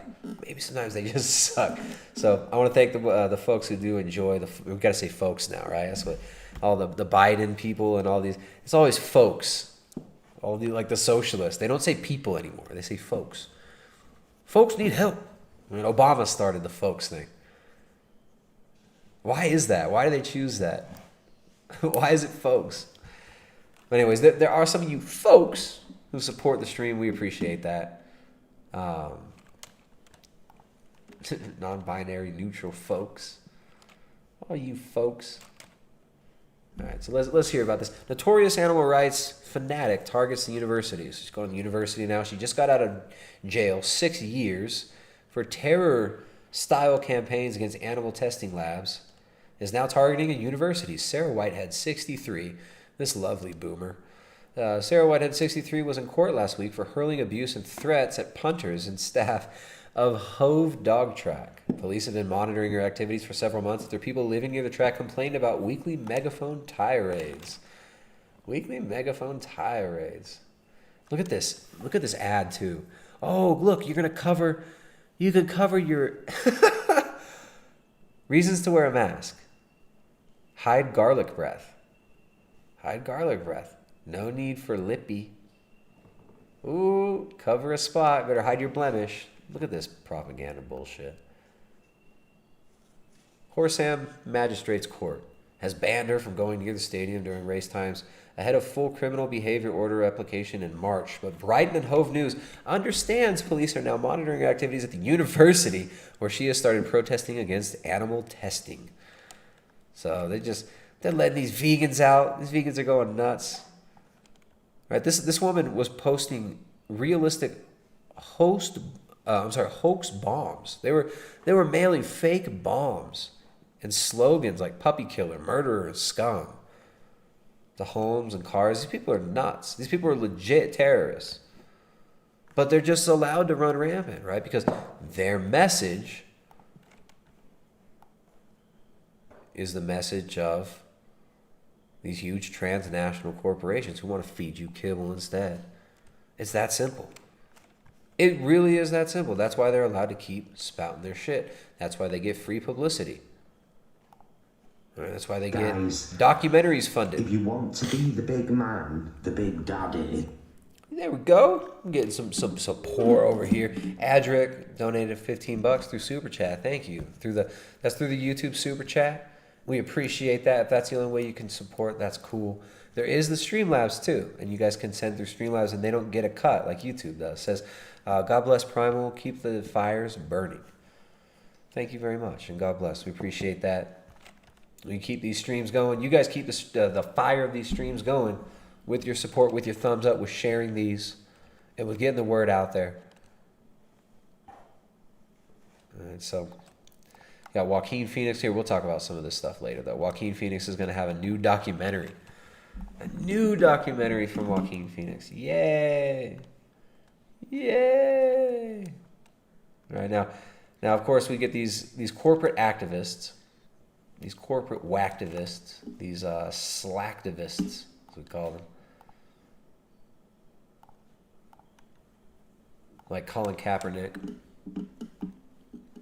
And then you got the repercussions the repercussions of these policies like the Green New Deal, stakeholder capitalism that Klaus Schwab is talking about. And we see this playing out right now in the third world, right? So crowds of Indian farmers gather for days to protest new agricultural laws. That was an NPR article. If you believe that you are being gaslighted, then speak out. I think we're getting Come and gaslighted. speak to someone. Make friends within the vegan community. I think all of us are getting gaslighted. I think we're all being gaslighted. We are all being gaslighted to such an insane degree right now that it's staggering. It's staggering. There are a lot of people that are waking up because of this, and a lot of people are just throwing the blinders on. All right, so we got to be creating real relationships in our community. We got to be creating real resilient food distribution networks. These people are working on systematically and shutting down your ability to travel, your ability to go outside. We can't allow this. We got to stop allowing the stupid lockdowns. We got to stop allowing this PCR test bullshit to upend and ruin our lives and enslave us. Because if we don't, we're going to end up like freaking India, which we're going to take a look at now. All right, so Dancy Diaz donated $10. Dancy Diaz, thank you for the support, man. I appreciate that. Dancy is a name that I've seen around. By the way, we said we're going to do open lines today. There's a link if you guys want to call in for open lines. We got a link down below. I might not even take calls. I don't know if I want to do open lines right now. I don't even know if I want to do open lines. But if anyone calls in, we might take some calls. So we got the Zoom meeting is open now. You guys can call in if you'd like. Nancy Diaz donates $10. Says, "Come on, man. Come on, man. Come on, man. Eat the kibble, man." Thank you, Nancy Diaz. That was one of my favorite quotes from the greatest holder of the office of president-elect ever, Joseph R. Biden, husband of Dr. Jill Biden. I love that quote. Come on, man. Come on, man. Come on, man. Oh, man, I'm looking red. I got red today. I laid down in the sun for like 20 minutes today. My face is all red. I got a little bit burned. See it in my screen here. Come on, man. Don't be getting sunburned. Why are thousands of Indian farmers protesting? Indian Prime Minister Narendra Modi says recently enacted farm laws will free farmers from bullying middlemen. Farmers say they fear big corporations. Farmers from the northern Indian states of Punjab and Haryana, angry at recently enacted farm laws, have been trying to stage protests in the capital, New Delhi. Some of India's farmers are among the country's poorest people, but government policies have long protected them, from the ravages of open market prices. That is changing. A set of 3 laws passed in September aims to deregulate India's enormous agriculture sector. So there you go, opening it up to the World Economic Forum. Remember, Sadhguru likes to go to the World Economic Forum. Sadhguru goes to the World Economic Forum and tells these people at the World Economic Forum that India needs to come to heel. India will be a member of this new sustainable global order of population reduction. Sadhguru. A set of 3 laws passed in September aims to deregulate India's enormous agriculture sector. Prime Minister Narendra Modi has said they will liberate farmers from the tyranny of middlemen, but many farmers fear they stand to lose more than they could gain from the new regulations, and that the main beneficiaries will be agricultural corporations with gargantuan financial firepower. Oh, of course. Of course. As a result, the farmers have taken to the streets in the biggest such protests in years. The demonstrations ramped up last week when several thousand protesters from the northern states of Punjab and Haryana set out to converge on the capital, New Delhi. Police blocked them at the city's borders, denying them permission to gather in a place of their choice.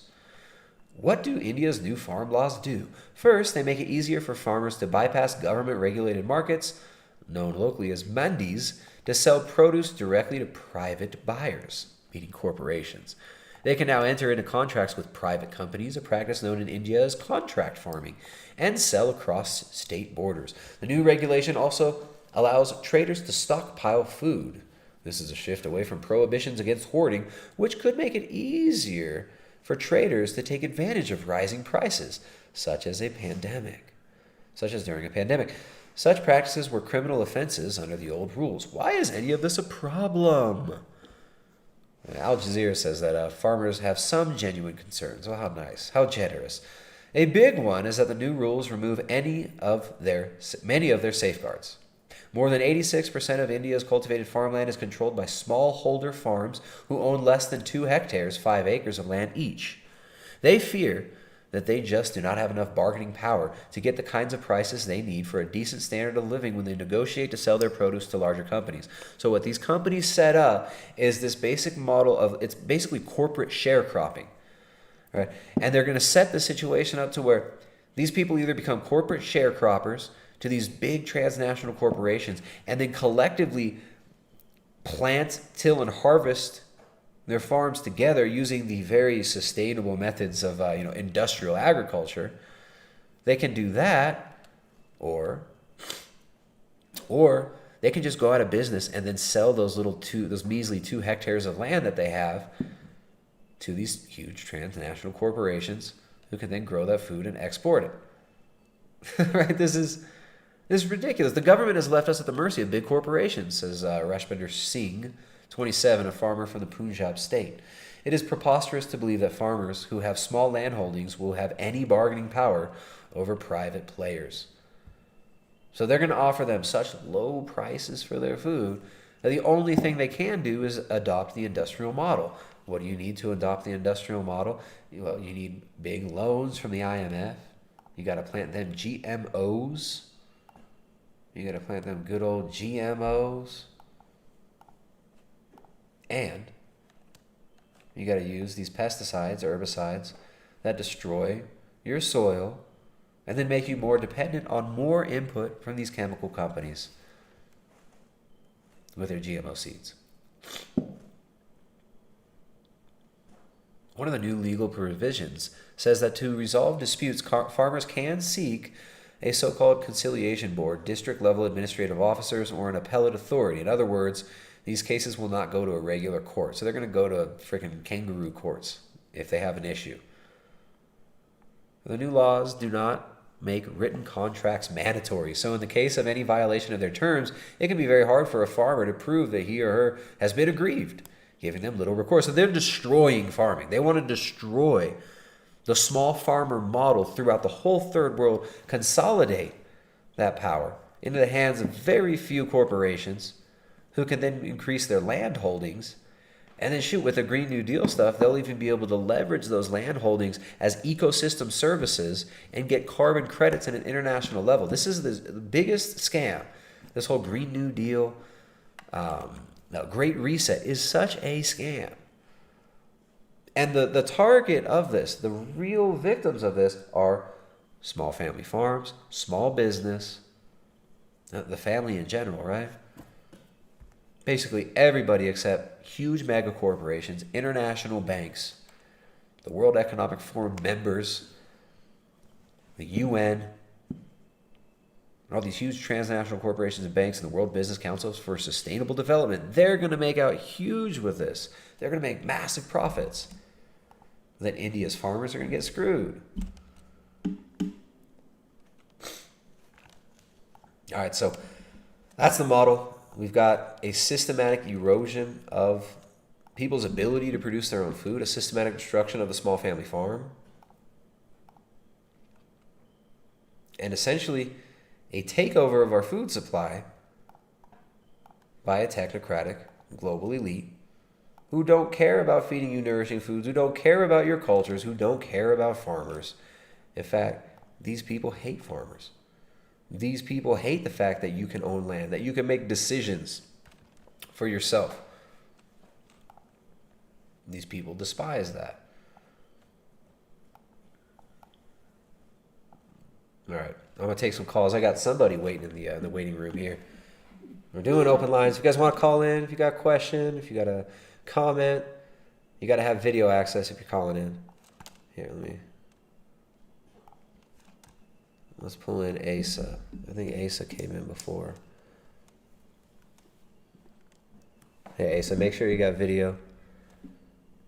You're muted when you first come in until you put your video on.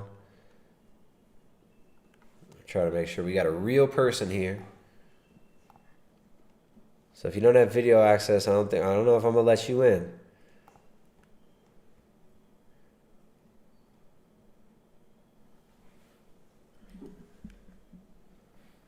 Asa can't hear anything. Oh, there we go. Join with computer audio. Now you can hear. Asa, you hear?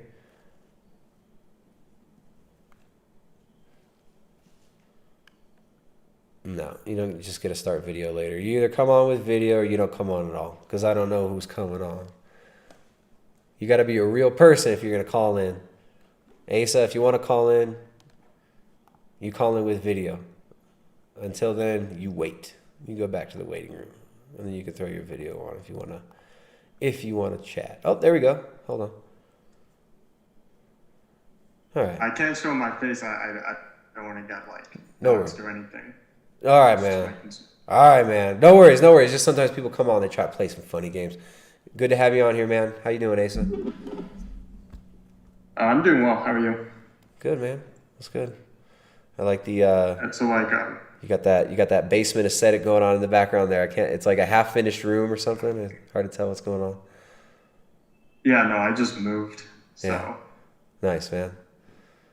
Yeah. Anyways, like I called in a month ago, and like I'm in college. I think I mentioned that, and like everything you were just talking about, like agriculture. I was learning about all of this in my class. Yeah. And we were talking about like my professor was saying, oh, you know, the population is growing too much. We have to lower the fertility rates. And then they were talking about like, oh, meat is unsustainable because of like the pyramid of biomass or something like that. Why? And like, wait. oh, so we have to stop consuming meat. Really? And what kind of class was this? An environmental studies course or just like a straight biology class? What kind of class was it? It's supposed to be an entomology and like sociology class, but it was basically like a social justice class. Yeah, right. So it was, and depopulation came up on what day? Like how quickly? Was it day one? First lecture, decrease the population and eat the bugs? It was like as soon as we started talking about, I would say it would be the second unit. So like maybe 1 month in, they just straight up started talking about, what was so astonishing is that most of the students are fine with it. They're like, yeah, we really need to reduce the population. No, because it's not them, it's not us. We're essential, right? Like that doesn't mean us. That means all those other stupid people. We're the smartest people. We deserve to live. Everyone else deserves to die. Right, and they were all saying like, oh no, I'm not gonna have any kids. I'm gonna be single my whole life. I'm gonna have dogs. And this was just the whole, how everyone was thinking. Sadhguru say you can have a dog. You can have a dog. You do not need children. You can have a dog. You will be very, very spiritual if you do not have the children. You can only have a dog, and your dog must also eat the bugs. We will feed your dog the bugs as well. What happened? I was gonna say all the women like in my class, they're gonna be like cat ladies or something when they're older. Well, I mean, it's crazy because you can actually affect hormonally people through, dietary intervention, especially if you start young. You can make you feed people a bunch of soy, you start feeding people a bunch of soy, you're going to get a lot more asexual people.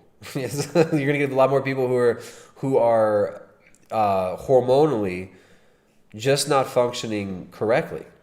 And you see this in like street interviews. Like I was watching this Ryan Long comedy video today, and he's like asking dumb questions on the street, making jokes, and this guy, he asks like, hey, do you think the Pfizer vaccine is gonna give you erectile dysfunction or something like that? And the guy's like, yeah, I wouldn't really care about that, man, because like, you don't really need to use it much anyways. And he's like, oh, are you what do you ask? He's like, are you asexual or something? The guy's like, yeah, I'm like non-binary.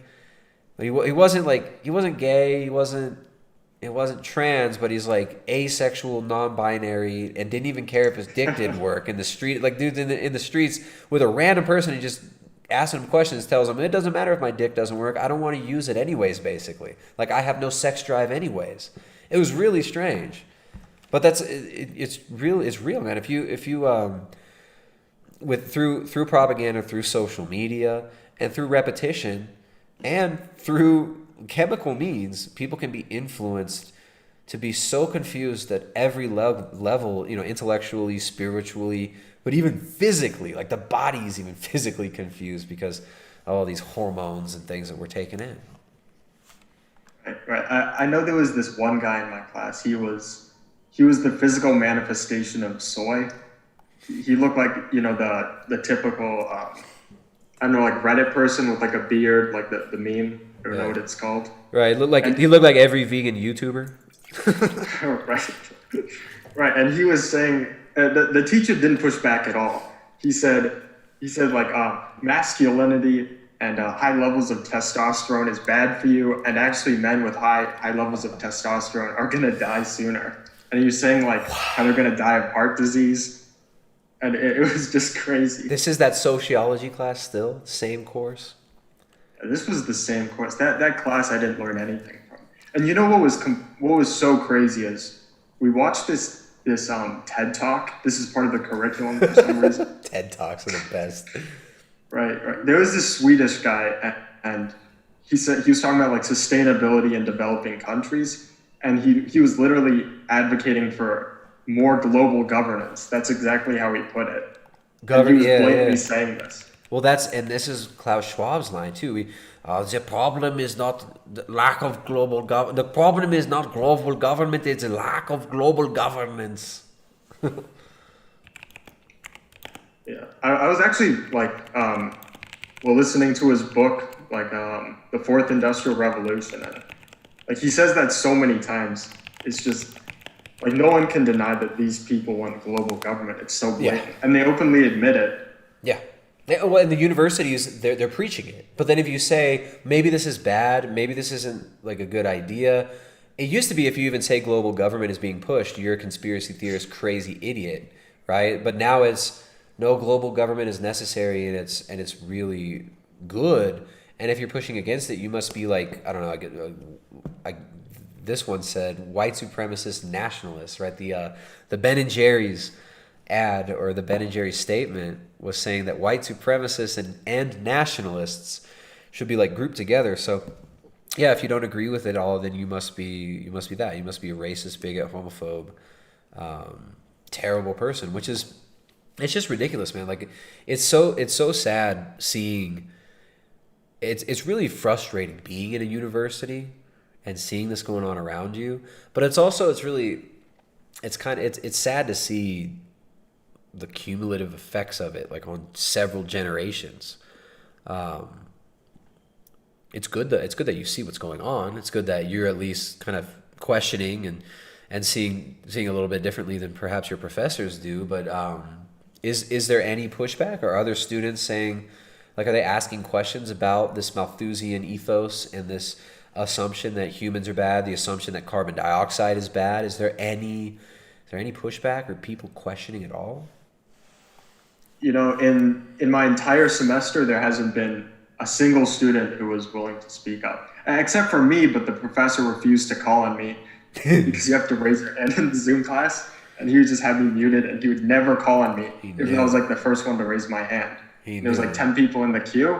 It's like, nope, I'm just going to keep skipping you. Wow. How much? Yeah, and you pay full price, right? To do distance learning, you still pay full price, don't you? Yeah, a lot of the students were so angry about that. They're paying full price. Actually, they're paying more. What? Some students stay at home. Some students stay at home, so it's out of state tuition, and they're paying that for, you know, second-rate online university classes that are plagued with problems. There's so many problems, like with the online systems and the management. Yeah, it's a complete joke, really. Like my exams from a month ago haven't even been graded properly because of the online system. They don't know how to use it. Yeah, I've heard that a lot of schools are going towards not even having grades now. They're doing more pass-fail type stuff. That's what they're doing. You can make everybody equal and give everybody the same grade. Grades are mean, right? Grades are they're patriarchal. You know, I was in a class that actually said grades are like racist or something, because they said statistically white and Asians have the highest grades, therefore grades are inherently racist. That was literally their argumentation.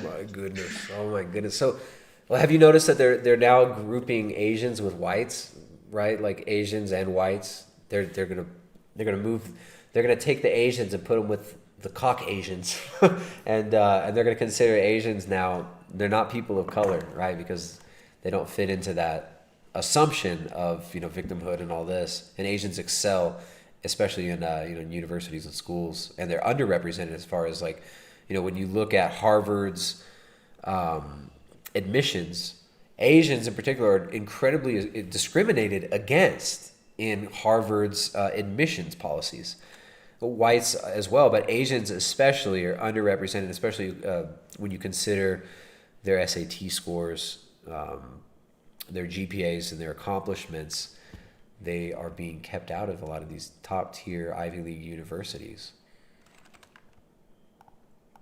Yeah, it's just I don't know, man. Like I guess I'm glad that I'm aware of what's going on, but it is hard to see how complacent everyone is with all this stuff in all my classes. Even in classes that have nothing to do with any of this, they'll still push it. Yeah, that's what's so strange. It's like it enters everything. You're in a math class or something. You're taking like organic chemistry, and they're teaching you racial justice theory.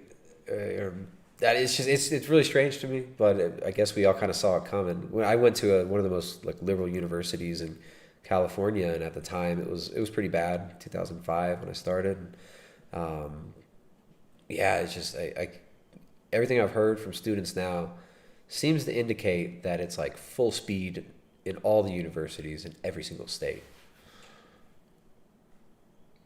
Yeah, and I mean it just seems like, I mean, the jump from high school to college. Even I went to a super liberal high school. Yeah. In college, they bring it to a different level. That's when they start talking about like, oh, humans are bad. We need to reduce, fertility rates. And then they start pushing veganism. Like, as I was saying, they're saying in my class, this is what they were literally saying. They're saying meat is unsustainable because it takes, they're using this argument, this convoluted argument with like the second or first law of thermodynamics to justify how meat is like super energy inefficient compared to plants. And then they're saying, therefore, like we need to start eating a plant-based diet. Like there's going to be massive global famines. It's total alarmism. It's trying to scare students. Well, they want to make massive global famines with the plant-based diet, because you eat a plant-based diet, you are in a famine. Like that's really what it is. The only foods that are absolutely necessary for the development of human beings are animal foods. They have everything you need. I mean, your mother's milk is protein, fat, and carbohydrate. It's got saturated fat in it. It's got live bacteria. Your mother's breast milk is so important. Right? But that's bad, right? Milk is bad, right? Cow's milk is bad. That's unsustainable. But look, almond milk is great. Right? It's like whatever. Soy milk is great. Yeah, soy milk is good. Whatever is really profitable and has really cheap inputs and can be industrialized and scaled globally, that's good for the environment. We're starting to see a pattern here. Whatever's good for the environment is what is really profitable, what allows these huge banks to consolidate power further. That's what's good for the environment. Everything else is just mean and bad. Right, and they're really against like small scale farming, because they're saying when people just grow their own. I remember you were talking about this, I think like an hour ago. But my professor was saying when people grow their own animals, like I guess they were saying like it's unsanitary because it's not like in a corporate facility or something. Yeah, it's bad. You're gonna get a disease. You're gonna spread swine flu and bird flu. You can't touch animals. Only the scientists can.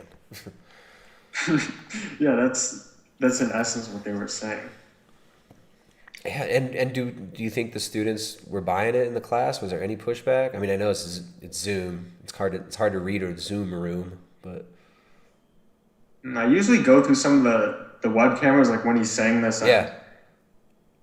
It's unfortunate that most students they seem completely receptive and in agreement with the professor, but you can see some students based on their reactions. They're like, what is this guy talking about?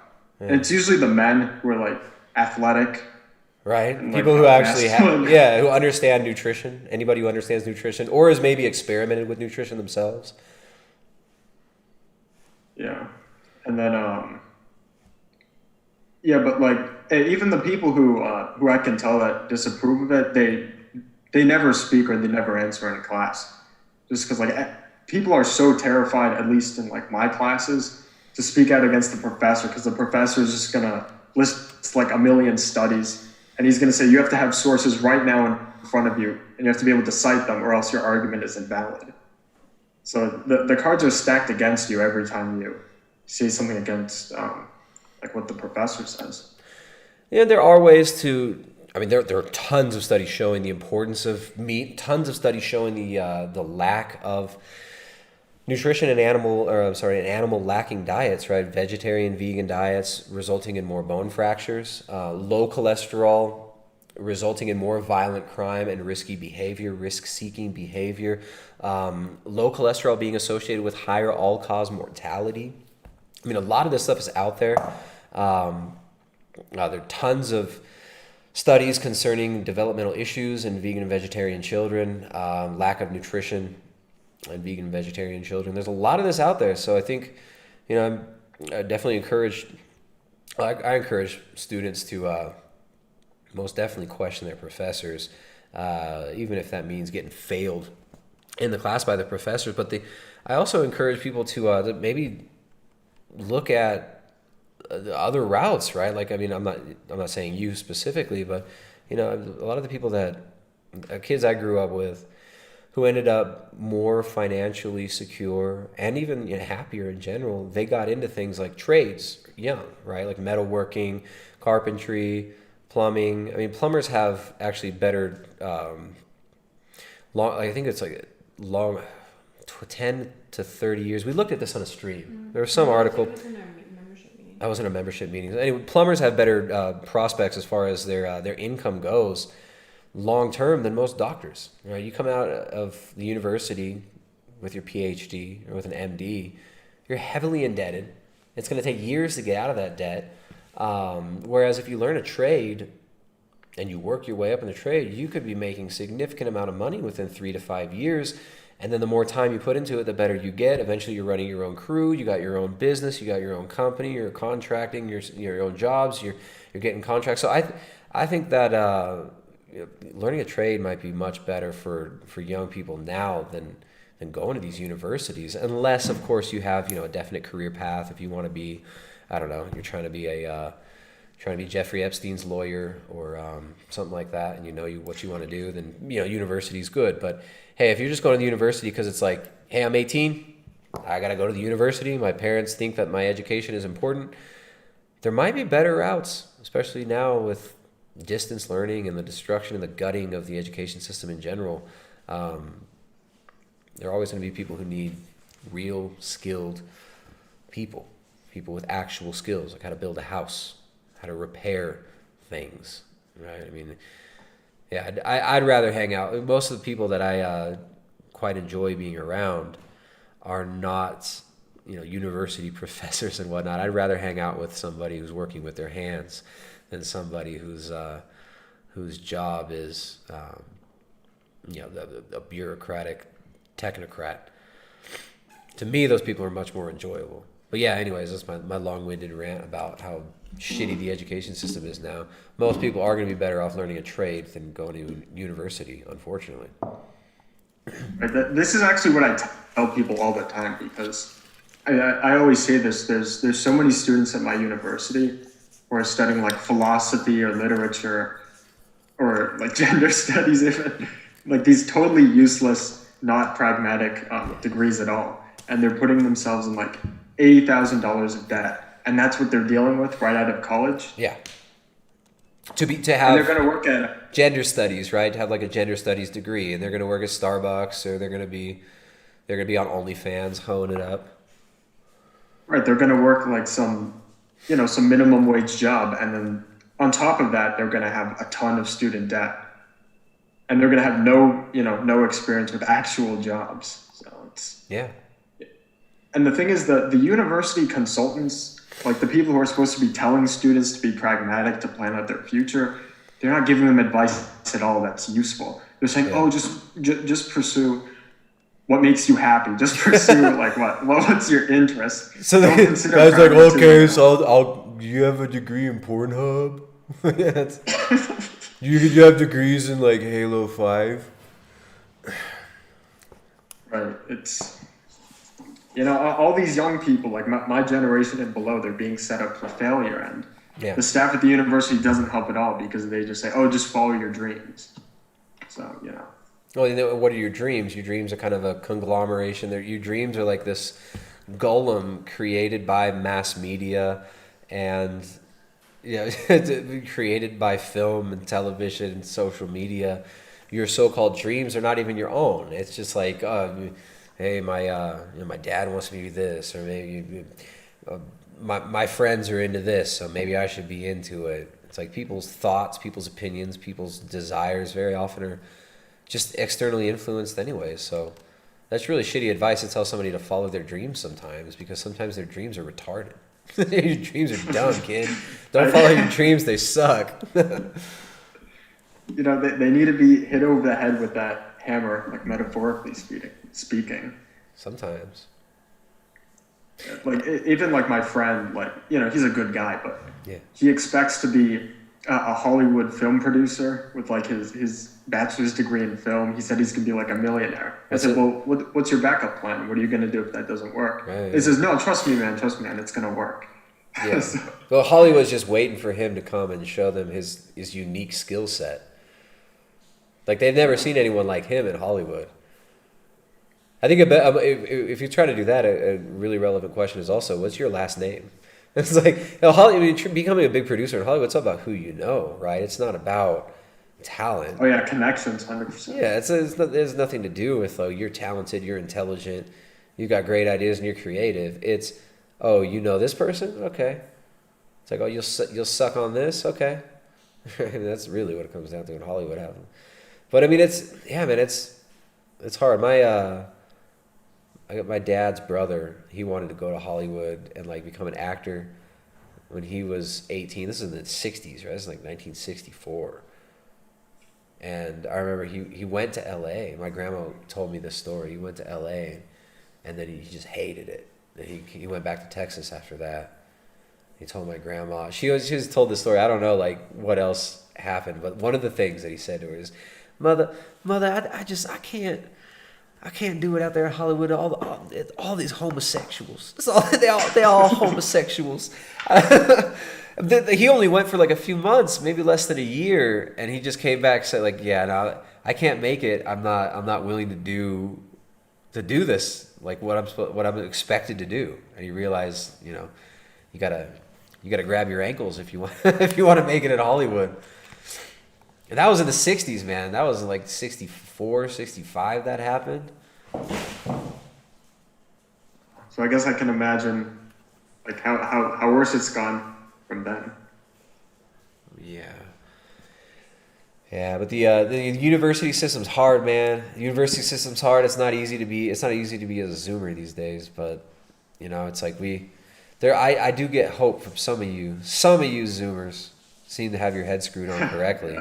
And you guys aren't letting this stuff drive you too nuts, but it's I mean, what about your parents? Like, what do they think about all the COVID stuff? Like the last 9 months, how are they handling this? Well, they were skeptical at first of like I guess like some of the ideas about like global governance and the idea that there is a group of people that are pushing this agenda for like depopulation and atomizing everything and. Yeah. They want to build these mega cities, stuff like that. But I showed my mother, for example, some quotes from David Rockefeller and Klaus Schwab. They know who these people are, where they literally say like, yes, we want global governance.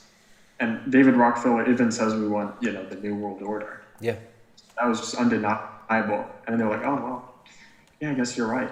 Yeah, cool. It took like months and months and months, but yeah. They're receptive, luckily. Check out this one. I got this. Let me pull this thing up for you here. Oops. Wrong one. Yeah. Anyways, I gotta go in like 2 minutes, but check out the World Economic Forum. Maggots on the menu. The pet foods using insect protein to help the planet. So you get the pets are going to eat the insects. Why don't you eat the insects? You should eat the bugs too. So this is your professor would be really stoked on this. The World Economic Forum wants to feed. You're not allowed to have children. You can only have dogs, but your dog's got to go. He's got to be a flexitarian. He's got to be a bugatarian and eat cockroaches and drink cockroach milk. Yeah, his jaw would be gaping wide open. It would be dropped on the floor, like over this article. He was talking about that. He was like, "Oh, insects are a good source of protein. Why do we even need to cockroach milk? Eat cockroach milk. It's got more protein than cow's milk. Less pollution, less methane. Cows bringing methane into the world. It's destroying the planet. It's ridiculous. I think a good thing to kind of point to people in universities, first of all, is the IPCC ClimateGate documents that were revealed in 2008, I think it was 2009 maybe, showing that there was massive fraud at the International Panel for Climate Change at the UN, fudging data, making up data, manipulating data. A little bit of research on ClimateGate back then in 2009. That opens up a lot. So but yeah, the climate alarmism is crazy, man, and you gotta ask hard questions. You gotta ask the hard questions to your university professors. Guys like Ned Nikolov, shout out to Ned Nikolov on Twitter. He's a university professor as well, or at least he used to be. And a lot of these researchers have completely debunked this anthropogenic global warming climate change thing, human-driven climate change. A lot of these researchers like Ned Nikolov have done a great job at showing just how stupid the idea is that carbon dioxide is this environmental toxin that's destroying the planet and making it hot. I think a lot more students need to be asking the hard questions and pushing back against these professors, because these professors they get no pushback, right? They're tenured. Their job is just to repeat, and they think that they reckon themselves a heck of a lot more clever than they really are. But yeah, man, thanks for calling in. I know you got to run. Thanks for jumping in. I'm glad you got the video working. Sorry, I know you don't want to show your face, but we got to make sure sometimes we got real people on the line and not just. I had to adjust my webcam at the last second, and then it was all good. I guess like one final thing I would say is like if anyone in high school is watching, like don't like the teachers will try to scare you into saying that you need a college degree. They'll say like, because of automation, all the manual labor jobs are going to be taken, so you have to get a college degree to get a job. So I'm like, just realize that college can be a trap if you're not studying something that's going to land you a job. It's just a debt trap. Mm-hmm.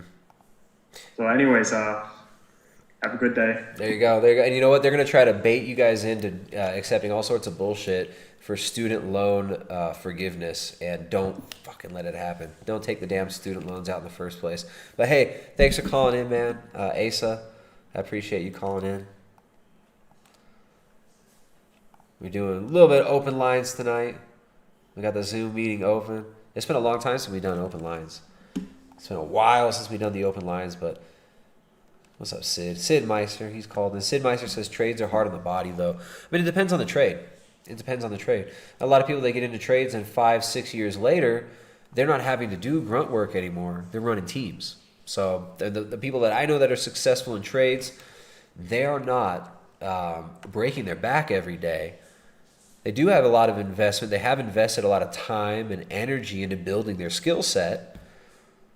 But then once they're able to manage people, manage crews and stuff like that, end up a little bit better off. I don't know. I much prefer hanging out with tradesmen to to academics, whackademics, and quackademics. So I don't think we have.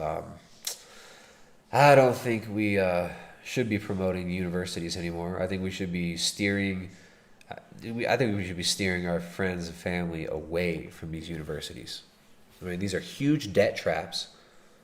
They're indoctrinating you. They're not giving you palpable, usable life skills for the long term. And I'm just not a fan. Not a fan of the universities, obviously. Now, I don't regret going to the university. I sure wish I had. I sure wish all that money spent on the university was at my disposal now, though, right? Little Wayne with this scissor. There we go. We got Sotiri sending some scissor through the super chat. We got a couple here to read too. Dency Diaz first. Dency Diaz donated $10 earlier. Let's see.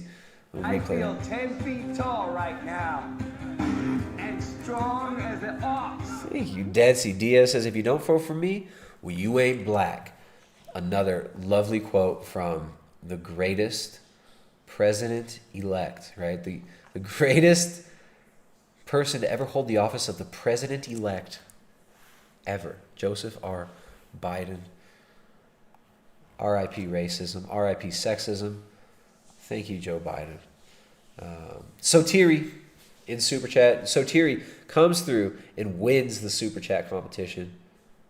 Wins the Super Chat competition. I really appreciate that. Sotiri sending a generous Super Chat from Australia, all the way in Australia. I think that's Australia. $79.99 in Australian. Thank you. Thank you. Really appreciate that. Remember, some of those Super Chats, some of that does go to YouTube. The best way to support, guys, best way to support the stream here is via Streamlabs. The Streamlabs. Streamlabs doesn't take a big fat cut. But I really appreciate that. So Thierry, thank you so much for the generous donation. Says, fellow Greek Orthodox brother, your fellow warrior for Jesus, can you please explain about the 4 horsemen? The 4 horsemen. You know, as far as theology goes, there are far better sources of information on theology than I. I am not an expert on the Orthodox interpretation of Revelation, right? So I would say I am not the person to answer that question. I'm not the best one to answer that question. The 4 horsemen, who is it? Who are those? What is it? Ilhan Omar, Alexandria Ocasio-Cortez, and there's like 2 other of them. And who was it? Trump? Was it Trump or was it like Tucker or someone was calling them the 4 horsemen? The 4 horsemen of the apocalypse. AOC and crew. Yeah, but no, as far as, you know, theologically speaking, I am not an expert on that. But one of my favorite books that I have read recently is Orthodox. It's in the bedroom. Jessica's reading it right now. There's a book, Orthodox Dogmatic Theology, from I think it's from St. Herman's of Alaska Press. The end of that book is concerned with Revelation, end times, and whatnot. So check that one out. Check that book out. Sid Meister says 4 horsemen are Bauer, Monsanto, Archer, Daniels, Midland, and Cargill.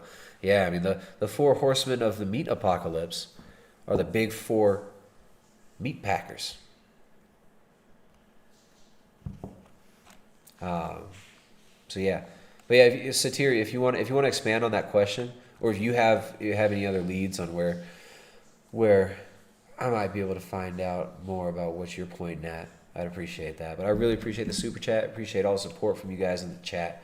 All you bigots in the chat. All you bigots. The World Economic Forum wants us eating maggots. They want us eating maggots, but we're not going to do it. We're not going to do it. We're going to keep eating meat and making families. We're not afraid of being called names. We're not afraid of being ostracized. We're not afraid of being persecuted. Right? In fact, there might be very likely to be far worse persecutions to come in the near future for many of us. We're not afraid of that. We're not afraid of this nonsense. We're not afraid of your invisible enemies, whatever invisible enemy you're going to develop next. We're not afraid of it. Not if we are not afraid of being ostracized, if we're not afraid of being cast out by fake friends, if we're not afraid of being criticized by fake-ass celebrities, these people don't have power over us. We got to stop being afraid. We got to stop letting these people terrorize us. We got to stop letting these people tell us we're bad for being human. We got to stand up for our families. We got to stand up for tradition. We got to stand up for our rights as human beings to worship God, to feed and nourish our families, And those rights can't be taken away by anybody except God. All right, I'm going to come over here to the... Come over here. King County, what's up? Sid Meister. Crispy Johnson. Crispy Johnson. Dancy Diaz. Mantis Tobagan. Jonathan DeVries. Says, I've been in fire sprinkler work since 1984. Started in the field, then in the office designing, and now inspecting. That's cool, man. Is it good? You like it? I mean, there are a lot of cool trades out there people can make a great living with, especially long term. But some of these, someone's mentioning electricians. Electricians get paid well, but it's intense work. Right? But intense work, physical work, is oftentimes very much fulfilling. Like it's a lot more fulfilling than sitting on a computer. Is what it is. There are a lot of trade schools out there. Sometimes you can get an internship type situation and learn. But I would say, if you're young, if you're in high school, college, or if you're in college, you want to get out of college, start looking at some trades. So I know a lot of people who've made a good living long term on carpentry, even metalworking, metal fabrication.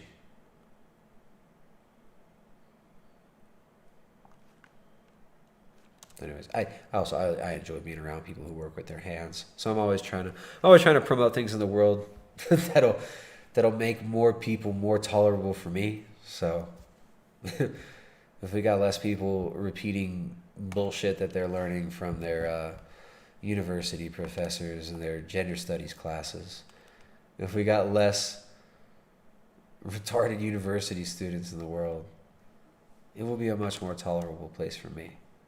But that's just, my own personal preference, of course. Tristan Kent's talking about working in custom glass. Yeah. Gen Z philosophy, what's happening? What's happening, everybody? Thank you guys who support the stream. Best way to support is through Streamlabs. Here, I'll put a Streamlabs link in right here. If you got any questions or comments. We're also doing a little bit of open lines too. We had one caller. If you guys want to call in for open lines, you can call back in. You could call in maybe do one more caller on open lines. Oh, shoot, I've been going almost 3 hours now. Maybe I should cut it here. Maybe I should cut it here and do another stream either tomorrow or Saturday, or Sunday. We'll see what's up. I'll talk to you about the schedule later. Okay. But yeah, guys. What else is new? What else is new in the chat? You guys got any last questions, last comments? The people I work with in construction seem to have their heads screwed on straighter than the college educated I used to go to university with, says Sid Meister. Yeah, man. I mean, the people that I worked in hotels with, the people that I worked in freaking... Dude, the little kids that I worked at a pizza place... had their heads screwed on better than the university students that I went to the university with. It's crazy. Someone mentioned getting a job as an electrical apprentice to learn the trade. Yeah, and apprenticeships are important. And that used to be the education model. It was about apprenticeship. It was about mentorship. This whole standardized education model, the classroom, the state-run education, this is a new fad, and it's BS, and it's failed. Right? It's actually failed. The university system has failed us. It's freaking failed us. Sid Meister dropped out his fourth year majoring in economics to renovate houses. 0 regrets. Exactly. People renovating houses. My brother's fiance she's flipping houses now. She's doing great in real estate. A lot of things you can do that you don't have to go into heavy debt for and go take it to the face from a bunch of arrogant, lost, depressed university professors. Jacob says, I learned more skills working a summer at Marco's Pizza than I had 2 years at a university. No, I legit learned more working at a pizza place than I did at the university. When I was 18 years old, when I was 17, 18, this like part-time job that I had delivering pizzas. I learned more from that place, from the sketchy pizza place manager that actually ran some pretty successful businesses, but he was kind of sketchy. I learned more from that dude than I did from most of my university professors. Guy running a tiny little pizza place down in Carlsbad. Isn't that funny? Isn't that sad? It's kind of sad.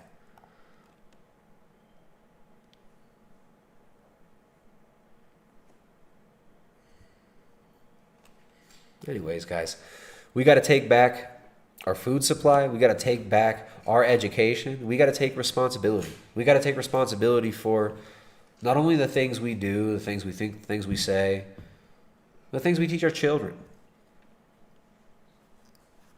We're going to take responsibility for our own health. The state doesn't care about your health. Bill Gates doesn't care about your health. Klaus Schwab does not care about your health. YouTube doesn't care about your health. You got to care about your health. You got to take care of your health. You got to take that into your own hands. And it's becoming that way with education for our children as well. So yeah, guys, next stream I've got some stuff. We'll talk about polyamory again. We'll hit on the poly again, the breakdown of the relationships, the breakdown of the family, the push of the polyamorous relationships. That'll be a fun stream. Maybe tomorrow, maybe Saturday. Sid Meister, Mantis Toboggan, Tristan Kent, Rat Splatigan, what's up, dude? Amber just popped in. Dency Diaz, thank you, Dency Diaz, for the more infinite cup, says Jacob. All right, we'll do some more. Should we do some more spiritual streams? We can talk about the mushrooms and what the mushroom is whispering into the ears of our friend, into the hoop earringed ears of the infinite cup. Maya Bisson, what's up? We got a bunch of people just jumping in. Why is everyone just getting here? You're 3 hours late. You're 3 hours late. I'll throw out one more. I'll rant a little bit more, but I'm gonna throw out one more reminder. I appreciate you guys supporting the channel. I appreciate everybody who supports the streams. All you bigots in the chat, if you enjoy the streams, please help out. Best way to help out is via the Streamlabs. There's a link right there. And if you want our support and you want to support the work we do, you could become a member at primaledgehealth.com/membership. We do weekly coaching calls up in there. We got Amber. What's up, Amber? Amber just showed up. She's a little bit late. Sorry, Amber. Says, I'm going fully animal-based after destroying my health from veganism. Right on, Amber. Hey, it comes back. It does come back. But you know what's cool, too?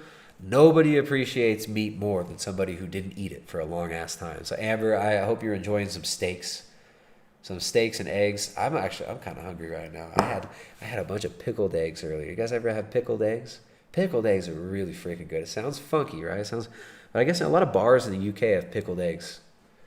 I love pickled eggs. I had like 6 of them earlier. So yeah, enjoy those animal foods. Nobody enjoys animal foods more than an ex-vegan, right? Nobody enjoys animal foods more than ex-vegans. Yeah, steak, bacon, and eggs, best food ever, she says. Oh, how wrong I was. Cognitive dissonance is a damning thing. Hey, Amber, I'd love to hear your story. Call in sometime. Next time we do open lines, call in. I think I might do open lines tomorrow. If it's... I am a soy boy because I love soy. Hey, we got some more support here. Thank you, guys. Jonathan TDV donates $7.77. Getting all esoteric there. Either is that a Crowley reference? You trying to hex me, or is that a Danzig reference? Seven is my name. 7 call and 7 go with 7. I haven't listened to Danzig in a while. I used to love Danzig in high school. Thanks, bro, for all you do. Trades are a great way to go, he says. Work your way up and maybe start your own business. Hey, that's for some people it seems like a boring route, but that's a formula that I've seen work so many times. I don't know. I know a lot of people who regret going to universities, but I don't know a lot of people who regret learning a trade. I don't know a lot of people who regret that. So, thank you very much for the support. Yeah. All right. So Amber, yeah, I'm glad you're doing well. Another good way to get in touch. Is you can join our membership site. We do weekly coaching calls in there, and there's a bunch of cool people actually quite a few ex-vegans who've had similar circumstances.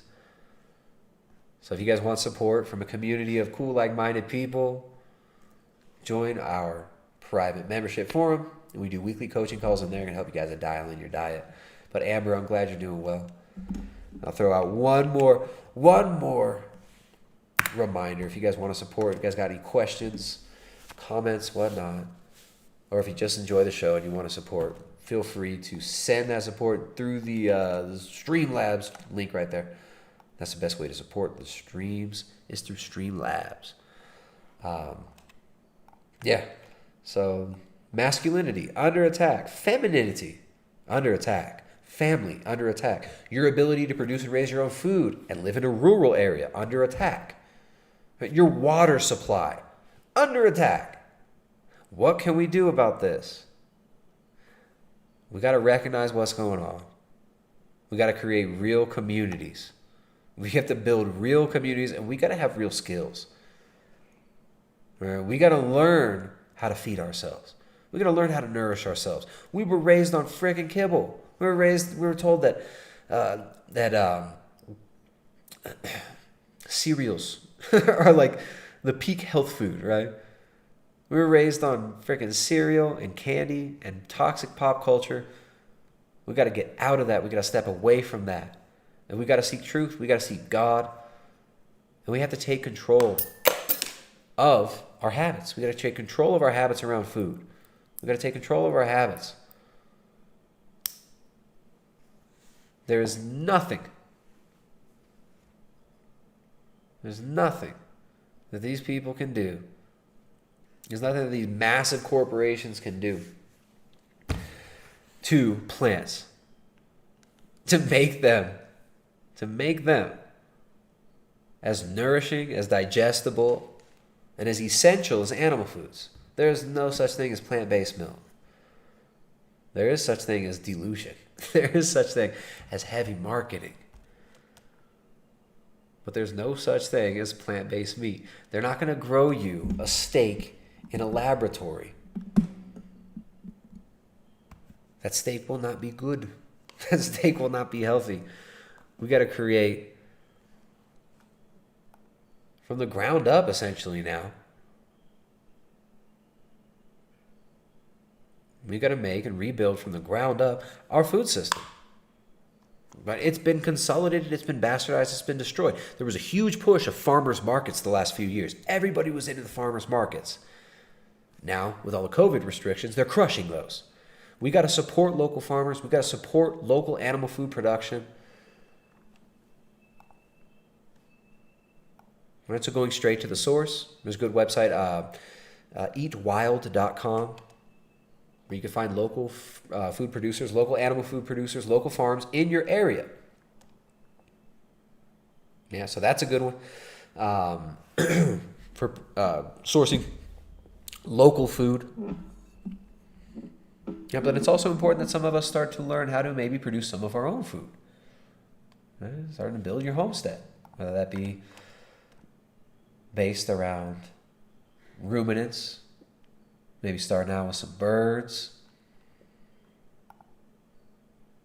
Now, we got to take control of our food supply. We got to take control of our nutrition. We can't wait for the state to do it. You can't wait for Earthling Ed to come and do it for you. You can't wait for Ada Oliveira, this dumb, vapid bitch vegan in the chat right here, to come do it for you. None of these people are going to do it for you. You got to take control of your health. You got to take control of your food supply. You got to take control of the situation there. You got to take control of your habits. Okay, Dr. Greg, you're not going to do it for you. I can't do it for you.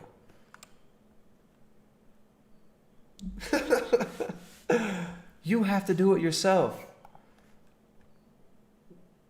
So anyways, thank you guys for hanging out. There you go. Primal Edge Clips. What's up? That's Phoenix compilation. It's been a while since I've seen you around, man.